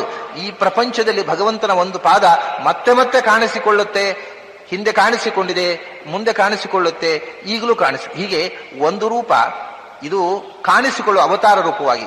ಮತ್ತೆ ಈ ಭೂಮಿಯನ್ನು ನಿಯಾಮಕವಾಗಿ ಅಂತರ್ಯಾಮಿಯಾಗಿರತಕ್ಕಂಥ ರೂಪ ಕೂಡ ಇಹ ಪುನಃ ಪುನಃ ಅಭವತ್. ಯಾಕೆಂದ್ರೆ ಪುನಃ ಪುನಃ ಸೃಷ್ಟಿಯಾಗತ್ತೆ. ತತ್ಸೃಷ್ಟವಾದ ದೇವಾನ ಪ್ರವೇಶತೆ. ಒಂದು ವಸ್ತು ಸೃಷ್ಟಿಯಾಯಿತು, ಅದರಲ್ಲಿ ನಿಯಾಮಕನಾಗಿ ಸೇರ್ಕೊಂಡ. ಅದು ನಾಶ ಆಯಿತು, ಇನ್ನೊಂದು ವಸ್ತು ಸೃಷ್ಟಿಯಾಯಿತು, ಅದರಲ್ಲಿ ಪುನಃ ನಿಯಾಮಕನಾಗಿ ಸೇರ್ಕೊಂಡ. ಹೀಗೆ ಮತ್ತೆ ಮತ್ತೆ ಮತ್ತೆ ಮತ್ತೆ ಈ ಪ್ರಪಂಚದಲ್ಲಿ ಎಷ್ಟು ವಸ್ತು ಸೃಷ್ಟಿಯಾಗುತ್ತೋ, ಎಷ್ಟು ಜೀವಜಾತ ಸೃಷ್ಟಿಯಾಗುತ್ತೋ, ಪುನಃ ಪುನಃ ಆ ಜೀವಜಾತದ ಒಳಗೆ ಪ್ರವೇಶ ಮಾಡಿ ಅದನ್ನು ನಿಯಮನ ಮಾಡ್ತಾನೆ. ನಮೋ ನಮೋ ಭವತಿ ಜಾಯಮಾನಃ. ದೇವರಿಗೆ ಹೇಳೋದು, ಅವನು ಹುಟ್ಟುತ್ತಾ ಇರ್ತಾನೆ, ಹುಟ್ಟುತ್ತಾ ಹುಟ್ಟುತ್ತಾ ಹೊಸತಾಗಿ ಇರ್ತಾನೆ. ಅಂದ್ರೆ ಹುಟ್ಟುವುದು ಯಾವಾಗ? ನಾವು ಹುಟ್ಟುವಾಗ ಅವನು ಹುಟ್ಟುತ್ತಾನೆ. ಭಗವಂತ ಹುಟ್ಟದೆ ನಾವು ಹುಟ್ಟೋದೆ ಹಾಗೆ. ಆದ್ರೆ ಅವನು ಹುಟ್ಟುವುದಿಲ್ಲ. ಯಾಕೆಂದ್ರೆ ನಾವು ಹುಟ್ಟಿದೆವು ಅನ್ನೋದ ಈ ದೇಹದಿಂದ ನಾವು ಹುಟ್ಟಿದೆವು, ದೇಹದೊಳಗೆ ಸಿಕ್ಕಿ ಹಾಕೊಂಡೆವು ಅನ್ನುವ ಭ್ರಮೆಗೆ ಒಳಗಾಗಿದ್ದೇವೆ. ಆದ್ರಿಂದ ನಾವು ಹುಟ್ಟಿದೆವು, ಅಭಿಮಾನ. ಈಗ ದೇಹ ನಾಶ ಆಗುವಾಗ ದೇಹ ಬಿಟ್ಟು ಹೋಗುವುದು. ಭಗವಂತನು ಬ್ರಹ್ಮಣ ತ್ಯಕ್ತ ದೇಹಸ್ತು ಮೃತ ಇತ್ಯುಚ್ಯತೆ ಬುಧೈಹಿ ಅಂತ ಭಾರತ ಹೇಳ್ತದೆ. ದೇಹ ಬಿಟ್ಟು ನಾವು ಬಿಟ್ಟು ಹೋದವಳ ಜೀವ ಸಾಯುವುದಿಲ್ಲ, ನಾವು ಹೋಗುವುದಕ್ಕೆ ಆಗುವುದಿಲ್ಲ. ಈ ದೇಹ ಬಿಟ್ಟು ನಾವು ಹೋಗ್ಬೇಕಾಗಿದ್ರೆ ಭಗವಂತ ಪ್ರಾಣದೇವರು ಈ ದೇಹದಲ್ಲಿ ಇರತಕ್ಕ ಜೀವನನ್ನು ಕರ್ಕೊಂಡು ಹೋಗಬೇಕು. ಒಂದು ರೂಪದಿಂದ ಒಳಗೆ ಈ ನಿಯಾಮಕ ರೂಪದಿಂದ ಪ್ರಾಣದೇವರು ಭಗವಂತ ಇವರಿಬ್ಬರು ಹೋದಾಗ ಜೀವ ಅವರೊಟ್ಟಿಗೆ ಹೋಗ್ತಾನೆ. ಹಾಗಾದ್ರೆ ದೇಹ ಬಿಡುವುದು ಅಂದ್ರೆ ಮೃತ್ಯು, ಸಾವು. ಇದನ್ನ ಶಾಸ್ತ್ರಕಾರರು ಭಗವಂತ ಹುಟ್ಟುತ್ತಾನೆ, ಭಗವಂತ ಸಾಯ್ತಾನೆ ಅಂತಾರೆ. ಅಂದ್ರೆ ಸಾಯೋದು ಅಂದ್ರೆ ದೇಹತ್ಯಾಗ ಅವನಿಗೂ ಇದೆ. ಆದ್ರೆ ಯಾಕೆ ಭಗವಂತ ಹುಟ್ಟುವುದಿಲ್ಲ, ಸಾಯೋದಿಲ್ಲ? ನಮ್ಮ ಹಾಗೆ ನಾನು ಹುಟ್ಟಿದೆ, ನಾನು ಸತ್ಯನೋ ಅಭಿಮಾನಕ್ಕೊಳಗಾಗಿಲ್ಲ. ಅವನು ಹೋಗುವಾಗ ಅಯ್ಯೋ ಈ ದೇಹ ಬಿಟ್ಟು ಹೋಗ್ತಾ ಇದ್ದೀನಲ್ಲ, ಅಯ್ಯೋ ಇನ್ನೇನು ಮಾಡೋಣ ಅನ್ನೋ ಚಿಂತೆ ಇಲ್ಲ ಅವನಿಗೆ. ಬಿಟ್ಟು ಹೋಗುವುದು, ಪ್ರವೇಶ ಮಾಡುವುದು ಒಂದು ಲೀಲೆ ಅಷ್ಟೇ. ಆದ್ರಿಂದ ಅವನಿಗೆ ಹುಟ್ಟು ಸಾವು ನಮ್ಮಂತೆ ಒಂದು ಬಂಧನ ಅಲ್ಲ. ಆದ್ರೆ ನಮೋ ನಮೋ ಭವತಿ ಜಾಯಮನಃ. ಈ ಹುಡುಗ ಗರ್ಭದಿಂದ ಹುಟ್ಟುವಾಗ ಅವನು ಹುಟ್ಟುತ್ತಾನೆ, ದೇಹ ಬಿಟ್ಟು ಹೋಗುವಾಗ ಅವನು ಹೋಗ್ತಾನೆ. ಎಲ್ಲಾ ಕ್ರಿಯೆಗಳನ್ನು ಜೀವದ ಜೊತೆಗೆ ಅವನು ಮಾಡ್ತಾನೆ. ಆದ್ರೆ ಅವನು ಸ್ವತಂತ್ರವಾಗಿ ಮಾಡ್ತಾನೆ. ಇವನನ್ನು ಕರ್ಕೊಂಡು ಹೋಗುವವನು, ಇವನು ಅವನೊಟ್ಟಿಗೆ ಹೋಗುವನು. ಅದನ್ನ ಇವನಿಗೆ ಬಂಧ ಬಂತು, ಅವನು ಬಂಧ ಇಲ್ಲದೆ ಆನಂದವಾಗಿದ್ದ. ಐತರೇಯ ಉಪನಿಷತ್ನಲ್ಲಿ ಹೇಳ್ತಾರೆ, ಭಗವಂತ ಮತ್ತು ಜೀವ ಕೂಡ 4 ಬಾರಿ ಹುಟ್ಟುತ್ತಾನೆ, ಜೀವ 4 ಬಾರಿ ಸಾಯ್ತಾನೆ ಅಂತ. ಯತ್ ಪಿತಾ ಯೋನ್ಯಾಂ ರೇತಸ್ಸಿಂಚತಿ ತತ್ ಪ್ರಥಮಂ ಜಾಯತೆ. ಮೊದಲು ತಾಯಿಯ ಹೊಟ್ಟೆಯಲ್ಲಿ ರೇತಸ್ಸಿನ ರೂಪದಿಂದ ಗರ್ಭದಲ್ಲಿ ಪ್ರವೇಶ ಮಾಡಿದಾಗ ಒಮ್ಮೆ ಹುಟ್ಟಿದ. ಇದರೆ ತತ್ ಜಾಯತೆ ತತ್ ಪ್ರಥಮಂ ಮ್ರಿಯತೆ. ಹುಟ್ಟಿದ ಅಂತಲೂ ಹೇಳ್ಬೋದು, ಅಥವಾ ಇನ್ನೊಂದು ರೀತಿಯಿಂದ ಹೇಳೋದಿದ್ರೆ ಅವನು ಹೊಟ್ಟೆ ಒಳಗೆ ಹೋಗಿ ಸತ್ತ. ಹಾಗೆ ಹೇಳಿದ್ರು ಒಂದೇ, ಹುಟ್ಟಿದ ಅಂದ್ರೂ ಒಂದೇ. ಹುಟ್ಟುವುದು ಅಂದ್ರೂ ಸಾಯುವುದು ಅಂದ್ರೂ ಒಂದೇ. ಏನು ಹುಟ್ಟುವುದು ಅಂದ್ರೆ ಏನು? ರೂಪಾಂತರ ಹೊಂದುವುದು. ಸಾಯುವುದು ಅಂದ್ರೆ ಏನು? ರೂಪಾಂತರ ಹೊಂದುವುದು ಅಷ್ಟೇ. ಜೀವ ಹುಟ್ಟುವುದು ಸಾಯುವುದು ಇಲ್ವಲ್ಲ, ಮೆಟಮಾರ್ಫಾಸಿಸ್, ಬದಲಾವಣೆ, ರೂಪಾಂತರ. ಅದರಿಂದ ಹುಟ್ಟಿತು ಅಂತ ಹೇಳಿದ್ರು ಶಾಸ್ತ್ರದ ಪ್ರಕಾರ ಒಂದೇ, ಸತ್ತಿತು ಅಂದ್ರೂ ಒಂದೇ. ರೂಪದ ಬದಲಾವಣೆಯೇ ಈ 2 ಶಬ್ದಗಳು. ಯಾಕೆ ಅದು ಬೇರೆ ಬಂತು ಅಂದ್ರೆ, ಹುಟ್ಟಿತು ಅನ್ನುವಾಗ ರೂಪಾಂತರ ಆದದ್ದು ಕಣ್ಣಿಗೆ ಕಾಣುತ್ತೆ, ಸತ್ತಿತು ಅನ್ನೋ ರೂಪ ಹೋದದ್ದು ಕಾಣುತ್ತೆ, ರೂಪಾಂತರ ಆದದ್ದು ಕಾಣೋದಿಲ್ಲ. ಆದ್ರಿಂದ ಹುಟ್ಟಿತು. ವಸ್ತುತಃ ಹುಟ್ಟುವುದು ಅಂದ್ರೆ ಇದ್ದ ರೂಪ ಹೋಗಿ ರೂಪಾಂತರ ಬರೋದು, ಸಾಯುವುದು ಅಂದ್ರೆ ಇದ್ದ ರೂಪ ಹೋಗಿ ರೂಪಾಂತರ ಹೊಂದುವುದು. ಇವಾಗ ದೇಹ ನಾಶವಾಯಿತು ಅಂತೇಳಿ, ಹೋಯ್ತು, ನಾಶ. ಎಲ್ಲಿ ನಾಶ ಆಯ್ತು? ಸುಟ್ಟೆವು, ಏನಾಯ್ತು? ಬೂದಿ ಆಯ್ತು. ನಾಶ ಆಗ್ಲಿಲ್ಲ, ಬೂದಿ ಆಯ್ತು. ಅಂದ್ರೆ ಏನು? ಇದ್ದ ಫಾರ್ಮ್ ಹೋಗಿ ಮತ್ತೊಂದು ಫಾರ್ಮ್ ಬಂತು ಅಂತ. ದೇಹಾಭಾವಶ್ಚ ಭಸ್ಮತಾ, ದೇಹ ನಾಶ ಆಯ್ತು ಅಂದ್ರೆ ದೇಹ ಬೂದಿ ಆಯ್ತು ಅಂತ ಅರ್ಥ. ನಾಶ ಆಗ್ಲಿಲ್ಲ, ಬೂದಿ ನಾಶವಾದ, ಬೂದಿ ಇದೆ ಅಲ್ಲ. ಅದಕ್ಕೆ ಒಂದು ಪಾಸಿಟಿವ್ ಆಸ್ಪೆಕ್ಟ್ ಇದೆ, ಅದು ಪೂರ್ತಿ ನಾಶ ಆಗುವುದೇ ಇಲ್ಲ. ಆದ್ರಿಂದ ಹುಟ್ಟುವುದು ಅಂದ್ರೆ ಸಾಯುವುದು, ಸಾಯುವುದು ಅಂದ್ರೆ ಹುಟ್ಟುವುದು ಅಂದ್ರು. ಅಂದ ತಾಯಿಯ ಹೊಟ್ಟೆಗೆ ಹೋಗಿ ಹುಟ್ಟಿದ ಅಂತಲೂ ಹೇಳ್ಬೋದು, ತಾಯಿ ಹೊಟ್ಟೆಗೆ ಹೋಗಿ ಸತ್ತ, ಎರಡು ಒಂದೇ ಅರ್ಥ, ಏನು ವ್ಯತ್ಯಾಸ ಇಲ್ಲ. ಆಮೇಲೆ 9 ತಿಂಗಳಾಯ್ತು, ಅಥಯ ಜಾಯತೆ ತದ್ವಿತೀಯ ಮ್ರಿಯತೆ, 9 ತಿಂಗಳಾದ್ಮೇಲೆ ಹುಟ್ಟಿದ, 2ನೇ ಬಾರಿ ಸತ್ತ ಅಂದ್ರು. ಭೂಮಿ ಬಿದ್ದು ಸತ್ತ, 2ನೇ ಬಾರಿ ಸತ್ತ ಅವನು. ಅಥಯ ದೀಕ್ಷತೆ ತೃತೀಯ ಮ್ರಿಯತೆ, ಆಮೇಲೆ ಅವನಿಗೆ ಉಪನಯನ ಆಯ್ತು. ಅಂದ್ರೆ ಅದರ ತನಕ ಸುಮ್ಮನೆ ಏನೂ ಇಲ್ಲ, ಆಟ, ಊಟ, ಮಲಗೋದು, ಇದೆ ಅವನ ಓಂಕಾರ. ಆ ಊಮ ಏನು ಓಂಕಾರ? ಆ ಅಂದ್ರೆ ಆಡೋದು, ಹೂ ಅಂದ್ರೆ ಉಣ್ಣೋದು, ಮಾ ಅಂದ್ರೆ ಮಲಗೋದು, ಇಷ್ಟೇ ಓಂಕಾರ ಅವನಿಗೆ. ಅದರ ಆಚೆ ಓಂಕಾರ. ಆಮೇಲೆ ಓಂಕಾರದ ಅರ್ಥ ತಿಳಿಲಿಕ್ಕೋಸ್ಕರ ವೇದಾಧ್ಯಯನ ಮಾಡಿದ, ಜ್ಞಾನ ದೀಕ್ಷೆ ತಗೊಂಡ. ಅವಾಗ ಮೊದಲಿದ್ದಂತಹ ಪಶುತುಲ್ಯವಾದಂತಹ ವ್ಯಕ್ತಿತ್ವ ಸತ್ತು ಹೋಯ್ತು. 3ನೇ ಬಾರಿ ಹುಟ್ಟಿದ, 3ನೇ ಬಾರಿ ಸತ್ತ. ಉಪನಯನ ಆದಾಗ 3ನೇ ಬಾರಿ ಹುಟ್ಟಿದ ಅಥವಾ 3ನೇ ಬಾರಿ ಸತ್ತ. ಅಂದ್ರೆ ಅವನ ಹಿಂದಿನ ಅಜ್ಞಾನದ ವ್ಯಕ್ತಿತ್ವ ಹೋಗಿ ಜ್ಞಾನದ ವ್ಯಕ್ತಿತ್ವ ಪುನರ್ಜನ್ಮ ಬಂತು. ಅಥಯನ್ನು ಮ್ರಿಯತೆ ಚತುರ್ಥ ಮ್ರಿಯತೆ, ಕೊನೆಗೆ ಸತ್ತ, 4ನೇ ಬಾರಿ ಸತ್ತ ಅಂದ್ರು. 3 ಬಾರಿ ಸತ್ತಾಗಿದೆ ಮೊದಲೇ, ಆಮೇಲೆ ನಿಜವಾಗಿ ಸತ್ತಾಗ 4ನೇ ಬಾರಿ ಸತ್ತ ಅಥವಾ 4ನೇ ಬಾರಿ ಹುಟ್ಟಿದ. ಹೇಗೆ ಹೇಳಿದ್ರು ಒಂದೇ ಶಾಸ್ತ್ರ. ಅದರಿಂದಲೇ ಕೃಷ್ಣ ಹೇಳೋದು, ಗದಾಸೂನ್ನು ಅಗತಾಸೂಂಶ್ಚ ನಾನು ಶೋಚಂತಿ ಪಂಡಿತಾ. ಇದ್ದವ್ರ ಬಗ್ಗೆಯೂ ದುಃಖ ಇಲ್ಲ, ಸತ್ತವ್ರ ಬಗ್ಗೆಯೂ ದುಃಖ ಇಲ್ಲ. ಯಾಕಂದ್ರೆ ಯಾರೂ ಸಾಯೋದೇ ಇಲ್ಲ. ಮತ್ತೆ ಇನ್ನೊಂದು ರೀತಿಯಿಂದ ಯೋಚನೆ ಮಾಡಿದ್ರೆ ನೀವು, ಸತ್ತಾಗ ನಗಬೇಕು, ಇದ್ದಾಗ ಅಳಬೇಕು, ಹುಟ್ಟಿದಾಗ ಅಳಬೇಕು. ಯಾಕೆಂದ್ರೆ ಜಾತಸ್ಯ ಧ್ರುವ ಮೃತ್ಯು. ಒಬ್ಬ ಹುಟ್ಟಿದ ಅಂದ್ರೆ ನಮ್ಮ ಮನೇಲಿ ಒಬ್ಬ ಸಾಯೋ ಮೆಂಬರ್ ಜಾಸ್ತಿ ಆಯ್ತು ಅಂತಲ್ವ ಅರ್ಥ. ಅಳೋದು ಯಾಕ್ರಿ? ನಾವು ಗಂಡ ಹೆಂಡತಿ ಇಬ್ಬರೇ ದೇವ್ರಿ, ಸಾಯೋರು, ಒಂದು ಮಗು ಹುಟ್ಟಿತು, ಇನ್ನೊಂದು ಮೆಂಬರ್ ಜಾಸ್ತಿ ಆಯ್ತು ಸಾಯ್ಲಿಕ್ಕೆ, ಮನೆಯಲ್ಲಿ ಅಳೋದು. ನೀವು ಹೇಗೆ ಯೋಚನೆ ಮಾಡ್ತೀರೋ ಹಾಗೆ ತಾನೆ ವಸ್ತು. There are so many aspects. ಯಾವ ದೃಷ್ಟಿಕೋನದಿಂದ ವಸ್ತುವನ್ನು ನೋಡ್ತೇವೋ ಅದು ಹಾಗೆ ನಮಗೆ ಸುಖ ದುಃಖ ಕೊಡೋದು. ಒಬ್ಬ ಸತ್ತ, ಸಂತೋಷ, ಬೆಲ್ಲ ಹಂಚೋದು, ಸಕ್ಕರೆ ಹಂಚೋದು. ಯಾಕ್ರಿ? ಒಬ್ಬರು ಮುದುಕ ಇದ್ರಿ, ಅವ್ರ ಹಳೆ ಶರೀರ ಹೊರಟೋಯ್ತು, ಹೊಸ ಶರೀರ ಬರುತ್ತೆ ಅವ್ರಿಗೆ. ಹಳೆ ಅಂಗಿ ಕಳಿತೀನಿ, ವಾಸಾಂಶ ಜೀರ್ಣಾನೆ, ಇನ್ನು ಹೊಸ ಪುಟ್ಟ ಮಗುವಾಗಿ ಹೊಸ ದೇಹ ಧಾರಣೆ ಮಾಡಿ ಬರ್ತಾರೆ, ಖುಷಿಯೋ ಖುಷಿ. ಅಂದ್ರೆ ನೀವು ಹೇಗೆ ನೋಡ್ತೀರಿ ಹಾಗೆ ತಾನೆ ವಸ್ತು ಸುಖವನ್ನು ಕೊಡುವುದು, ದುಃಖವನ್ನು ಕೊಡೋದು. ಹಾಗಾದ್ರೆ ನಾವು ಅದನ್ನು ಹೇಗೆ ಕನ್ಸ್ಯೂಮ್ ಮಾಡ್ತೇವೆ ಅನ್ನೋ ದೃಷ್ಟಿಯಿಂದ ಅದು ಸುಖ ದುಃಖವನ್ನು ಕೊಡೋದು. ಅದರಿಂದ ಸಾವು ಅಂದ್ರೆ ಹುಟ್ಟುವುದು ಹೌದು, ಹುಟ್ಟುವುದು ಅಂದ್ರೆ ಸಾಯೋದು ಹೌದು.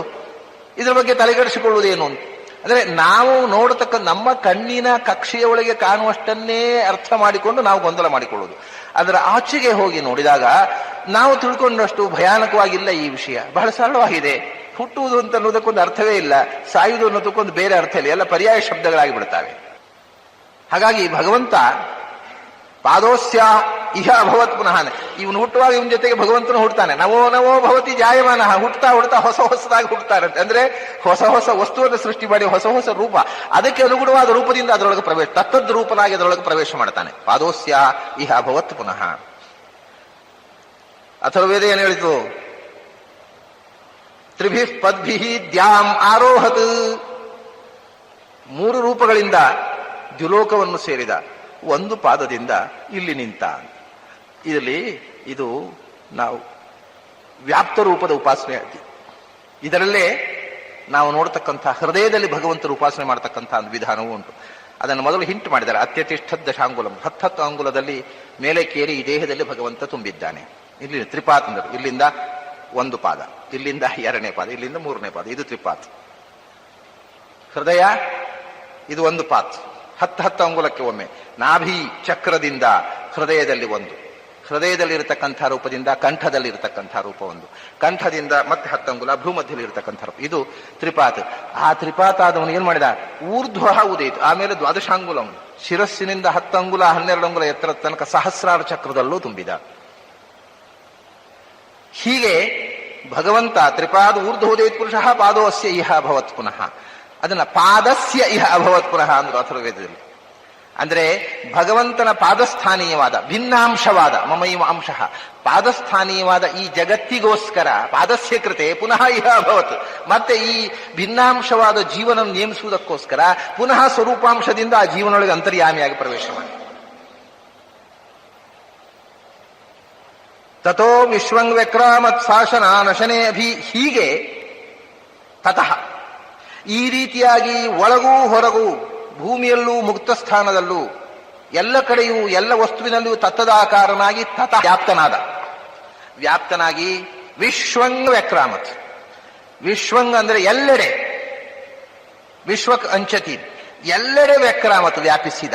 ಮೂರು ಕಾಲಗಳನ್ನ, ಮೂರು ದೇಶಗಳನ್ನ, ಮೂರು ವೇದಗಳನ್ನ, ಭೂರ್ಭುವ ಸ್ವಹಗಳನ್ನ ಎಲ್ಲವನ್ನೂ ವ್ಯಾಪಿಸಿದ. ಹೇಗೆ ವ್ಯಾಪಿಸಿದ್ದು? ಶಾಸನ ನಶನೇ ಅಭಿ ಅದನ್ನು ಸ್ಪಷ್ಟ ಮಾಡಿದರು. ಶಾಸನ ಅಂದ್ರೆ ತಿಂದು ಬದುಕುವವರು, ಉಂಡು ಬದುಕುವವರು. ಅನಶನರು ಅಂದ್ರೆ ಉಣ್ಣದೇ ಬದುಕುವವರು. ಇದನ್ನ ನಿರನ್ನೇಷ, ಇದು ಹೀಗೆ ಅಂದ್ರೆ ಅನಶನರು ಅಂದ್ರೆ ಉಣ್ಣದೇ ಬದುಕುವವರು ಅಂದ್ರೆ ಯಾರು? ಉಂಡು ಬದುಕುವವರು ಅಂದ್ರೆ ಸಂಸಾರಿಗಳು. ಉಣ್ಣದೇ ಬದುಕುವವರು ಅಂದ್ರೆ ಅವರು ಸ್ವರೂಪಾನಂದ ಸಾಕ್ಷಾತ್ಕಾರ ಆದವರು.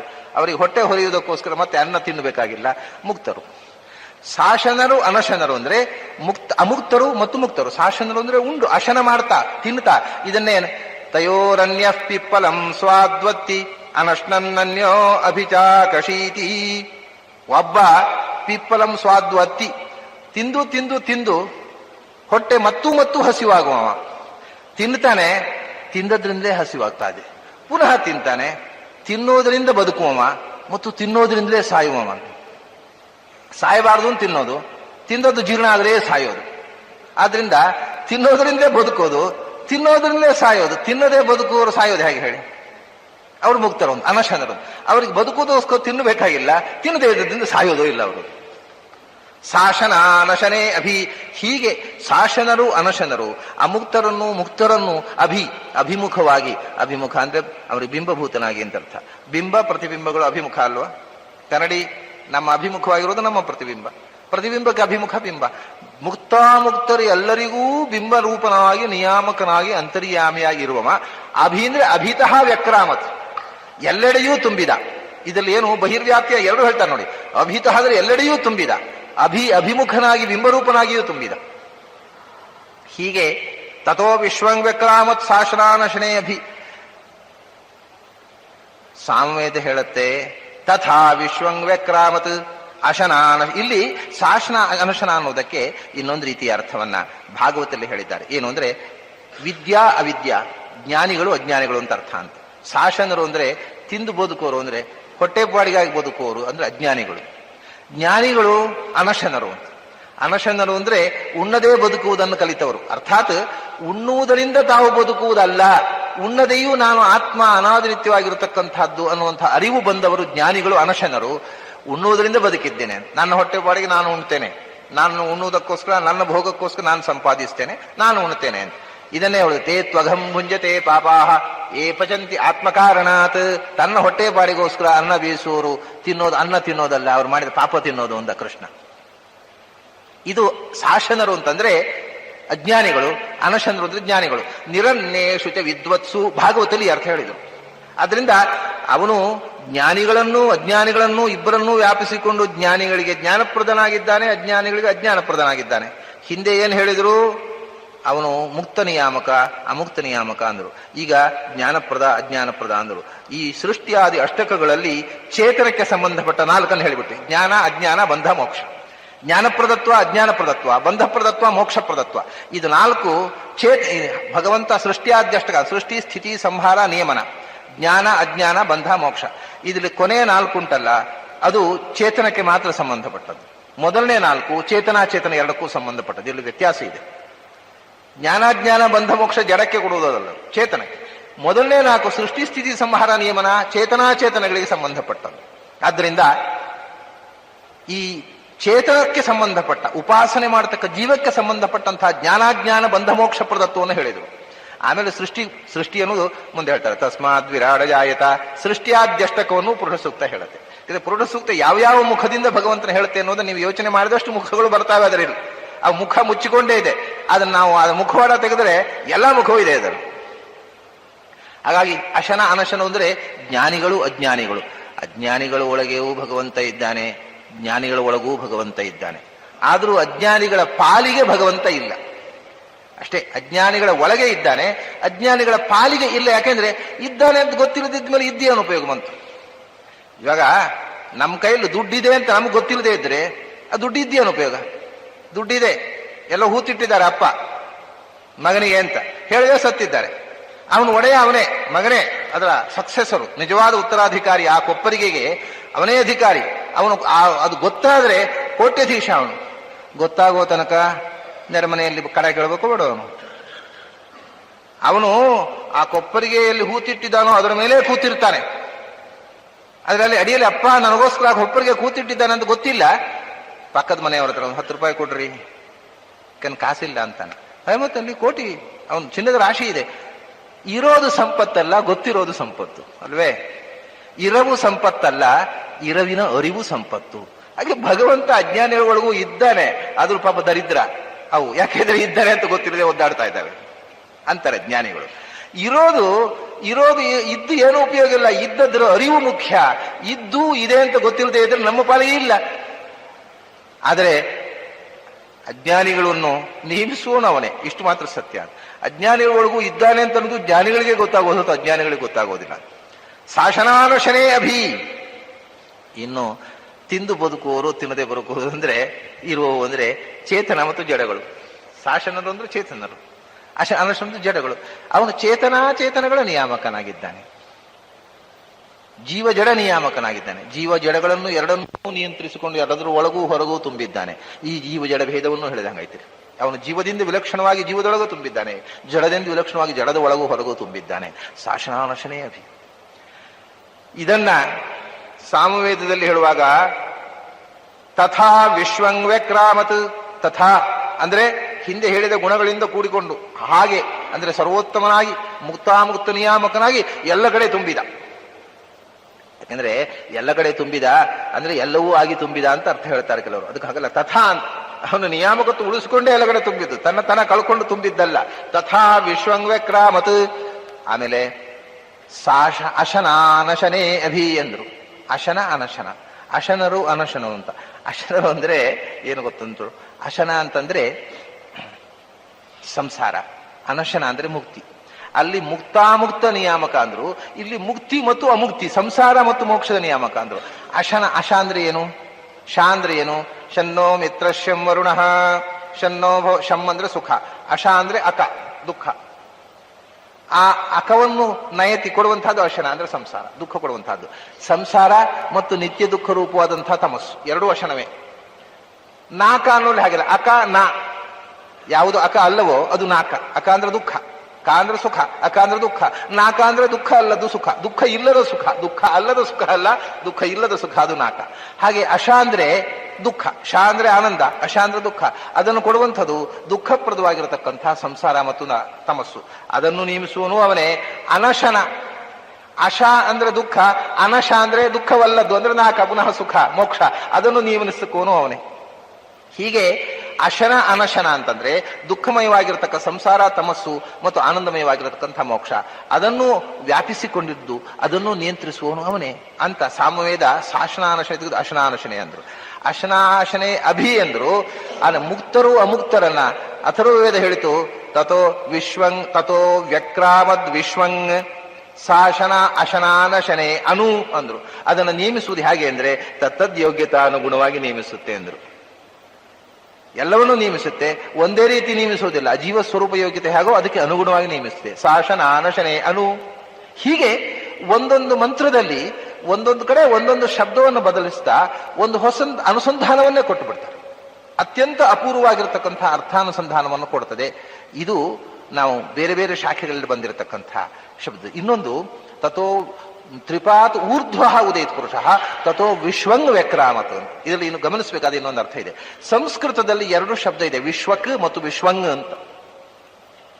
ವಿಶ್ವಕ್ ಅನ್ನುವ ಶಬ್ದ ವೇದದಲ್ಲಿ ಬಂದಿದೆ, ವಿಶ್ವಂಗ್ ಮಾತ್ರ ಪುರುಷದಲ್ಲಿ ಮಾತ್ರ ಬಂದದ್ದು.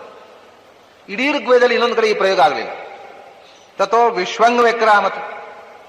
ವ್ಯಕ್ರಾಮತ್ ಅನ್ನುವಂಥದ್ದು ಕೂಡ ಪುರುಷ ಸೂಕ್ತಲ್ಲೇ ಮೊದಲು. ಇಲ್ಲಿ ತನಕ ಪುರುಡ ಸೂಕ್ತ 10ನೇ ಮಂಡಲದ 80ನೇ ಸೂಕ್ತದವರೆಗೂ 90ನೇ ಸೂಕ್ತದವರೆಗೂ ವ್ಯಕ್ರಾಮತ ಅನ್ನೋ ಶಬ್ದ ಋಗ್ವೇದದಲ್ಲಿ ಬರಲಿಲ್ಲ. ಇಲ್ಲೇ ಮೊದಲು ಬರ್ತಾ ಇರೋದು. ಭಗವಂತನ ವಿಕ್ರಮ ವಿಚಕ್ರಮೇ ಬಂದಿದೆ, ವ್ಯಕ್ರಾಮತ್ ಬರಲಿಲ್ಲ. ಇದಂ ವಿಷ್ಣುರ್ ವಿಚಕ್ರಮೇ, ಅಲ್ಲಿ ಇದನ್ನು ವ್ಯಕ್ರಾಮತ್ ಹೇಳಿದ್ರು ನೋಡಿ. ಅಲ್ಲಿ ವಿಚಕ್ರಮೇ ಅಂತ ವರ್ತಮಾನ ಹೇಳಿದ್ರು, ಇದು ವ್ಯಕ್ರಾಮತ್ ಅಂತ ಭೂತಕಾಲ ಹೇಳಿದ್ರು. ಎಲ್ಲವನ್ನು ವ್ಯಾಪಿಸಿದ್ದನು ಅಷ್ಟೇ ಅಲ್ಲ, ವ್ಯಾಪಿಸಿದ್ದಾನೆ. ಸರಿ, ವಿಶ್ವಂಗ್ ಅಂತ ಇಲ್ಲಿ ಪ್ರಯೋಗ ಬಂದಿದೆ. ಈ ವಿಶ್ವಂಗ್ ಅನ್ನುವುದಕ್ಕೆ ಒಂದು ವಿಶೇಷವಾದ ಅರ್ಥ ಇದೆ. ವಿಶ್ವಕ್ ಅಂದ್ರೆ ಎಲ್ಲೆಡೆ ಅಂತ ನಾನು ಅರ್ಥ ಹೇಳಿದೆ ಅಲ್ಲ, ಇದಕ್ಕಿಂತ ಒಂದು ವಿಶಿಷ್ಟವಾದ ಅರ್ಥ. ವಿಶ್ವಕ್ ಅಂದ್ರೆ ಎಲ್ಲೆಡೆ, ವಿಶ್ವಂಗ್ ಅಂದ್ರೆ ಕೆಳಕ್ಕೆ ಅಂತ ಅರ್ಥ. ವಿಶ್ವಂಗ್ ಅನ್ಯ ಉತ್ಕ್ರಮಣೇ ಭವಂತಿ. ಒಂದು ನಾಡಿ ಊರ್ಧ್ವದಲ್ಲಿದೆ, ವಿಶ್ವಂಗ್ ಕೆಳಮುಖವಾಗಿರತಕ್ಕಂಥ ನಾಡಿಗಳಲ್ಲಿ ಜೀವ ಹೋದ್ರೆ ಅವನು ಮುಕ್ತನಾಗುವುದಿಲ್ಲ ಅಂತ. ತಯೋರ್ಧ್ವಮಾಯನ್ ಅಮೃತತ್ವಮೇತಿ ವಿಶ್ವಂಗ ಅನ್ಯಾಹ. ಅಲ್ಲಿ ಊರ್ಧ್ವ ವಿಶ್ವಂಗ ಅಂತ ಅಂದ್ರೆ ಊರ್ಧ್ವದ ಮೇಲೆ, ವಿಶ್ವಂಗ ಅಂದ್ರೆ ಕೆಳಗೆ, ಡೌನ್ ವರ್ಡ್ಸ್ ಅನ್ನುವ ಅರ್ಥ. ವಿಶ್ವಕ್ ಅಂದ್ರೆ ಎಲ್ಲೆಡೆ ಅಂತ ಅರ್ಥ, ವಿಶ್ವಂಗ ಅಂದ್ರೆ ಡೌನ್ ವರ್ಡ್ಸ್ ಅಂತ ಅರ್ಥ. ಅಂದ್ರೆ ಭಗವಂತ ಊರ್ಧ್ವನಾಗಿದ್ದ ಮತ್ತು ವಿಶ್ವಂಗ ಆದ, ಅಂದ್ರೆ ಊರ್ಧ್ವ ಎಲ್ಲರಿಗೂ ಅಗೋಚರನಾಗಿ ಮೇಲಿದ್ದ ಮತ್ತು ವಿಶ್ವಂಗ ಆದ, ಕೆಳಕ್ಕೆ ಬಂದ, ಇಳಿದು ಬಂದ, ಅವತಾರ ತಾಳಿದ. ಸ್ಪಷ್ಟವಾಗಿ ಅವತಾರದು. ತಥೋ ವಿಶ್ವಂಗ್ ಅಂದ್ರೆ ಕೆಳಕ್ಕೆ ಇಳಿದು ಬಂದ. ಕೆಳಕ್ಕೆ ಇಳಿದು ಬರುವುದು ಅಂದ್ರೆ ಅವತರಣ ಅಂದ್ರೆ ಒಂದೇ, ಅವತರಣ ಅಂತ ಸಂಶಬ್ದ, ಇಳಿದು ಬರುವುದು ಅಂತ ಕನ್ನಡ ಶಬ್ದ ಅಷ್ಟೇ. ತಥೋ ವಿಶ್ವಂಗ್ ವ್ಯಕ್ರಾಮತ್ ಶಾಸನಾನಶನೇಭಿ. ಹೀಗೆ ಈ ಮಂತ್ರ ಬೇರೆ ಬೇರೆಗಳಲ್ಲಿ ಬಂದಿರತಕ್ಕಂಥ ಪಾಠಾಂತರದಿಂದ ನಮ್ಮ ಅನುಸಂಧಾನಕ್ಕೆ ಅನೇಕ ಹೊಸ ಮುಖವನ್ನು ಕೊಡುತ್ತೆ. ಅಲ್ಲಿಂದ ನಾವು ಮುಂದಿನ ಮಂತ್ರಕ್ಕೆ ಹೋಗ್ಲಿಕ್ಕೆ ಗಂಟೆ ಆಗಿ ಹೋಯ್ತೀವಿ. ತಸ್ಮಾತ್ ವಿರಾಡ ಜಾಯತ ವಿರಾಜೋ ಅಧಿಪೂರುಷ ಸಜಾತೋ ಅತ್ಯರಿಚ್ಯತ ಪಶ್ಚಾತ್ ಭೂಮಿಂ ಅಥೋ ಪುರಃ. ಸಜಾತೋ ತಸ್ಮಾತ್ ವಿರಾಡ ಜಾಯತ ವಿರಾಜೋ ಅಧಿಪುರುಷ. ಇದು ಋಗ್ವೇದದಲ್ಲಿ ಮತ್ತು ಯಜುರ್ವೇದದ ತೈತ್ತಿರೀಯದಲ್ಲಿ ಹೀಗೆ ಪಾಠ, ಏನು ವ್ಯತ್ಯಾಸ ಇಲ್ಲ. ಆದರೆ ಶುಕ್ಲ ಯಜುರ್ವೇದದಲ್ಲಿ ತಥೋ ವಿರಾಡ ಜಾಯತ ವಿರಾಜೋ ಅಧಿಪುರುಷ ಸಜಾತೋ ಅತ್ಯರಿಚ್ಯತ ಪಶ್ಚಾತ್ ಭೂಮಿ ಅಥೋ ಪುರಃ. ಹೀಗಿದೆ. ತಥೋ ವಿರಾಡ ಜಾಯತ ಅಂತಿದೆ. ಅದರಲ್ಲಿಯೂ ಸಾಮವೇದದಲ್ಲಿ ಮತ್ತು ವಾಜಸ್ನೇಯ ಶಾಖೆಯಲ್ಲಿ ತಥೋ ವಿರಾಡ ಜಾಯತ ಅಂತ. ಆಮೇಲೆ ಕಾಣ್ವ ಶಾಖೆಯಲ್ಲಿ ತಥೋ ವಿರಾಳ ಜಾಯತ ಅಂತ. ಋಗ್ವೇದಲ್ಲೂ ಹಾಗೆ ಡಕಾರಕ್ಕೆ ಲಕಾರ ಇಷ್ಟೇ. ಯಜುರ್ವೇದಿಗಳು ತಸ್ಮಾತ್ ವಿರಾಡ ಜಾಯತ ವಿರಾಜೋ ಅಧಿಪುರುಷ ಅಂತ ಹೇಳ್ತಾರೆ. ಋಗ್ವೇದಿಗಳು ತಸ್ಮಾತ್ ವಿರಾಳ ಜಾಯತ ವಿರಾಜೋ ಅಧಿಪುರುಷ ಅಂತ. ಡಕಾರ ಇದ್ದಲ್ಲಿ ಲಕಾರವನ್ನು ಹೇಳ್ತಾರೆ ಋಗ್ವೇದಿಗಳು. ಕಾಣ್ವ ಶಾಖೆ ಯಜುರ್ವೇದಿಗಳು ಲಕಾರ ಹೇಳ್ತಾರೆ. ಆಮೇಲೆ ಮಾಧ್ಯಂದಿನ ಶಾಖೆ ಯಜುರ್ವೇದಿಗಳು, ತೈತ್ರಿಯ ಶಾಖೆ ಯಜುರ್ವೇದಿಗಳು ಮತ್ತು ಸಾಮವೇದಿಗಳು ಲಕಾರವನ್ನ ಹೇಳುವುದಿಲ್ಲ, ಡಕಾರ ಹೇಳ್ತಾರೆ. ಅಥರ್ವ ವೇದದಲ್ಲಿಯೂ ಹಾಗೆ. ಏನು ಅಂದ್ರೆ ಅಲ್ಲಿ ತಸ್ಮಾತ್ ವಿರಾಡ ಜಾಯತ ಇಲ್ಲ, ವಿರಾಡಗ್ರೇ ಸಮಭವತ್ ವಿರಾಜೋ ಅಧಿಪುರು ಹೀಗೆ ಬಂತು. ವಿರಾಡಗ್ರೇ ಸಮಭವತ್ ವಿರಾಜೋ ಅಧಿಪುರುಡ ಸ ಜಾತೋತ್ತಿರಿಚ್ಯತ ಪಶ್ಚಾತ್ ಭೂಮಿ ಮಥೋ ಪುರಃ. ವಿರಾಡ್ ಅಗ್ರೇ ಸಮಭವತ್ ಅಂತ ಪಾಠ ಇದೆ. ಈ ಡಕಾರ ಲಕಾರಗಳ ವ್ಯತ್ಯಾಸ ಏನು ಅಂತ ಹೇಳಿಬಿಟ್ಟು ಇವತ್ತಿನ ನಾವು ಪುರುಷೋಕ್ತ ಅನುಸಂಧಾನವನ್ನು ಮುಗಿಸ್ಬೋಣ. ಏನು ಅಂದ್ರೆ ಎಲ್ಲಿ ಲಕಾರ ಹೇಳಬೇಕು, ಋಗ್ವೇದಿಗಳು ಡಕಾರ ಇರುವಲ್ಲಿ ಲಕಾರ ಹೇಳ್ತಾರೆ ಅವರು. ವಿರಾಟ್ ಅಗ್ರೇ ಅಂತ ಶಬ್ದ. ವಿರಾಟ್ ಅಗ್ರೇ ಸಂಧಿ ಆಗುವಾಗ ವಿರಾಡ್ ಅಗ್ರೇ ಅಥವಾ ವಿರಾಟ್ ಅಜಾಯತ ವಿರಾಡ ಜಾಯತ. ಅಥರ್ವವೇದದಲ್ಲಿ ವಿರಾಡ್ ಅಗ್ರೇ ಸಮಭವತ್ ವಿರಾಡ ಜಾಯತ ವಿರಾಟ್ ಅಜಾಯತ ನಿಜವಾಗಿ ವಿರಾಡ ಜಾಯತ ಅಂತ. ಇದನ್ನ ಯಜುರ್ವೇದಗಳು ಹಂಗೆ ಹೇಳ್ತಾರೆ. ಅಗ್ನಿಮೀಡೇ ಪುರೋಹಿತಂ ಯಜುರ್ವೇದ ಪಾಠ. ಅಗ್ನಿಮೀಡೇ ಪುರೋಹಿತಂ ಯಜ್ಞಸ್ಯ ದೇವ ಮೃತ್ಯುಜಂ ಅಂತ ಯಜುರ್ವೇದದ ಪಾಠ. ಋಗ್ವೇದಗಳು ಅಗ್ನಿಮೀಳೆ ಅಂತ ಹೇಳ್ತಾರೆ. ಈ ಲಕಾರ ಎಲ್ಲಿ ಬಂದು, ಅದಕ್ಕೋಸ್ಕರವೇ ಅದು ಸ್ವತಂತ್ರ ಅಕ್ಷರ ಅಲ್ಲ ಅಂತ ಪಾಣಿನಿ ಬಿಟ್ಟೇ ಬಿಟ್ಟಿದ್ದಾನೆ. ಸಂಸ್ಕೃತದಲ್ಲಿ ಲಕಾರ ಅನ್ನುವ ಅಕ್ಷರವನ್ನೇ ಬಿಟ್ಟು ಬಿಟ್ಟಿದ್ದಾನೆ. ಯಾಕೆಂದ್ರೆ ಅದು ಸ್ವತಂತ್ರ ಅಕ್ಷರ ಅಲ್ಲ. ಮತ್ತೆ ಡಕಾರದ ಬದಲಿಗೆ ಹೇಳೋ ಅಕ್ಷರ ಅದು ಡಕಾರದಲ್ಲಿ ಅಂತರ್ಭಾವ ಅಂತ. ಎಲ್ಲಿ ಡಕಾರ ಬಂದಾಗ ಹೇಳಬೇಕು ಅಂದ್ರೆ ಅಜ್ಮಧ್ಯಸ್ಥ ಡಕಾರಸ್ಯ ಲಕಾರಂ ಬಹೃಚಾ ಜಗುಹು ಅಂತ. ಯಾವ ಡಕಾರದ ಆಚೆ ಈಚೆ ಸ್ವರಾಕ್ಷರಗಳಿವೆಯೋ ಸ್ವರಾಕ್ಷರದ ಮಧ್ಯದಲ್ಲಿ ಬಂದ ಡಕಾರವನ್ನು ಲಕಾರವಾಗಿ ಹೇಳಬೇಕು ಅಂತ ಋಗ್ವೇದದ ನಿಯಮ. ಸ್ವರಾಕ್ಷರಗಳು ಇಲ್ಲದೆ ಇದ್ರೆ ಹೇಳಲಿಕ್ಕಾಗುವುದಿಲ್ಲ. ಈಗ ವಿರಾಟ್ ವಿರಾಡ್ ವಿರಾಡ್ ವಿಭೂತಿ ಅಂತ ಉಂಟು ಅಂತ ಇಟ್ಟುಕೊಳ್ಳಿ. ವಿರಾಡ್ ವಿಭೂತಿ ಶಬ್ದ ಇದ್ರೆ ಅದನ್ನು ವಿರಾಳ್ ವಿಭೂತಿ ಅಂತ ಹೇಳಲಿಕ್ಕೆ ಬರೋದಿಲ್ಲ. ಯಾಕಂದ್ರೆ ಡಕಾರದ ಆಚೆ ಈಚೆ ಸ್ವರಾಕ್ಷರಗಳಿರ್ಬೇಕು. ವಿರಾಡ್ ವಿ ಅನ್ನುವಲ್ಲಿ ವಕಾರ ಇರೋದು, ಸ್ವರ ಅಲ್ಲ. ಖಡ್ಗ ಅನ್ನೋದನ್ನ ಖಳ್ಗ ಅಂತ. ಯಾಕಂದ್ರೆ ಅಲ್ಲಿ ಡಕಾರದ ಆಚೆ ಈಚೆ ಸ್ವರಾಕ್ಷರಗಳಿಲ್ಲ, ಗಕಾರ ಇರೋದು. ಇಲ್ಲಿ ಏನಿದೆ ವಿರಾಡ್ ಅಜಾಯತ. ಡಕಾರದ ಮೊದಲು ರಾ ಅಕಾರ ಇದೆ, ವಿರಾಡಜಾಯತ ಪುನಃ ಅಕಾರ ಇದೆ. ಎರಡು ಸ್ವರಗಳ ಮಧ್ಯದಲ್ಲಿ ಡಕಾರ ಬಂದಾಗ ಅದನ್ನು ಲಕಾರವಾಗಿ ಹೇಳುವುದು. ಆದ್ರಿಂದ ತಸ್ಮಾತ್ ವಿರಾಡಜಾಯತ ಅನ್ನುವಾಗ ಋಗ್ವೇದಿಗಳು ವಿರಾಳಜಾಯತ ಅಂತಾರೆ, ಯಜುರ್ವೇದಿಗಳು ವಿರಾಡಜಾಯತ ಅಂತ ಹೇಳ್ತಾರೆ. ಹೀಗೆ ಲಕಾರ ಅನ್ನುವುದು ಡಕಾರಕ್ಕೆ ಆದೇಶವಾಗಿ ಬಂದ ಅಕ್ಷರ, ಸ್ವತಂತ್ರ ಅಕ್ಷರ ಅಲ್ಲ ಅಂತ ಹೇಳಿಕೊಂಡು ಪಾಣಿನಿ ಈ ಲಕಾರವನ್ನು ಬಿಟ್ಟೇ ಬಿಟ್ಟು ಬಹಳ ಒಳ್ಳೆಯ ಕೆಲಸ ಏನೂ ಮಾಡಲಿಲ್ಲ ಅವನು. ಲಕಾರ ಅನ್ನೋದೊಂದು ಸ್ವತಂತ್ರ ಅಕ್ಷರ ಹೌದು, ಲೋಕದಲ್ಲಿ ಬೇಡ ಅಂತ ಬಿಟ್ಟ. ನಿಜವಾಗಿ ಬಿಡಬಾರ್ದಿತ್ತು ಅವನು ಅಂತ ನನಗನ್ನಿಸುತ್ತೆ. ಅದನ್ನ ನನ್ನ ಅನಿಸಿಕೆಯನ್ನು ಯಾರು ಕೇಳ್ತಾರೆ? ಪಾಣಿನಿ ಅಂತೂ ಕೇಳಲಿಕ್ಕಿಲ್ಲೇ ಇಲ್ಲ.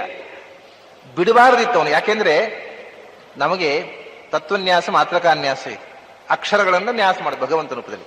ಅದರಲ್ಲಿ ಅಕ್ಷರಗಳಲ್ಲಿ ಲಕಾರವನ್ನು ಪರಿಗಣನೆ ಮಾಡಿದ್ದಾರೆ. ತಂತ್ರಶಾಸ್ತ್ರಗಳಲ್ಲಿ, ಶಾಸ್ತ್ರದಲ್ಲಿ ಲಕಾರವನ್ನು ಪರಿಗಣನೆ ಮಾಡಿದ್ದಾರೆ, ಬಿಟ್ಟಿಲ್ಲ. ಯಾಕೆಂದ್ರೆ ಲಕಾರ ಅನ್ನುವುದು ಡಕಾರದ ಸ್ಥಾನದಲ್ಲಿ ಬರುವುದಲ್ಲದೆ ಸ್ವತಂತ್ರವಾಗಿ ಲಕಾರ ಇದೆ. ನಿಮಗೆ ಉದಾಹರಣೆ ಹೇಳ್ತೇನೆ. ಕಾಲ, ಕಾಳ, ಕಾಲ ಮತ್ತು ಕಾಳ. ಈ ಕಾಲ ಅಂತಂದ್ರೆ ಟೈಮ್ ಅಂತ ಅರ್ಥ, ಕಾಳ ಅಂದ್ರೆ ಬ್ಲ್ಯಾಕ್ ಅಂತ ಅರ್ಥ.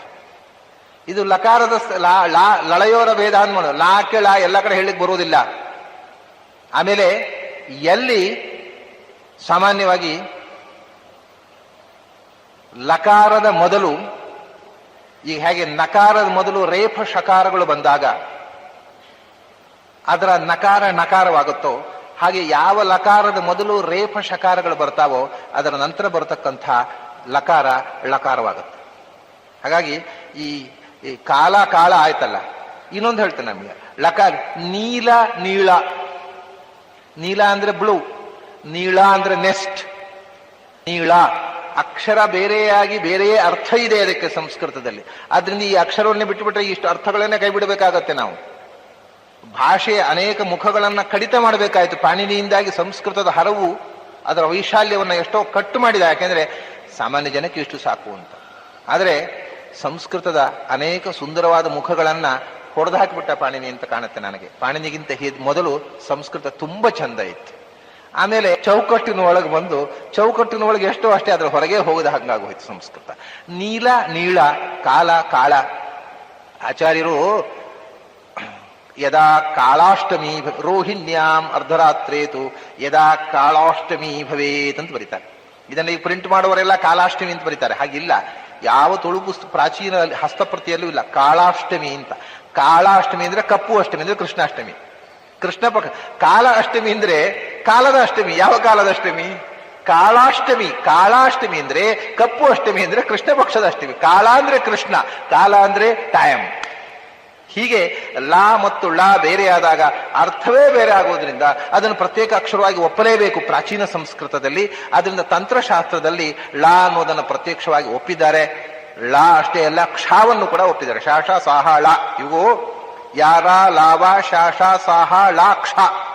ಈ 10 ಅಕ್ಷರಗಳನ್ನ ವ್ಯಾಪಕಾಕ್ಷರಗಳು ಅಂತ, 16 ಸ್ವರಾಕ್ಷರಗಳು, ಆಮೇಲೆ 25 ಸ್ಪರ್ಶಾಕ್ಷರಗಳು, ಕೊನೆಯ 10 ವ್ಯಾಪಕಾಕ್ಷರಗಳು ಅಂತ ಇದಕ್ಕೆ ಹೆಸರೇ ಇದೆ. ಇವು ವ್ಯಾಪಕಾಕ್ಷರಗಳು ಅಂತ ಹೇಳಿಕೊಂಡು ಇವನ್ನ 10 ಅಕ್ಷರಗಳನ್ನು ಎಲ್ಲಾ ತಂತ್ರಶಾಸ್ತ್ರಕಾರರು ಪರಿಗಣಿಸಿದ್ದಾರೆ.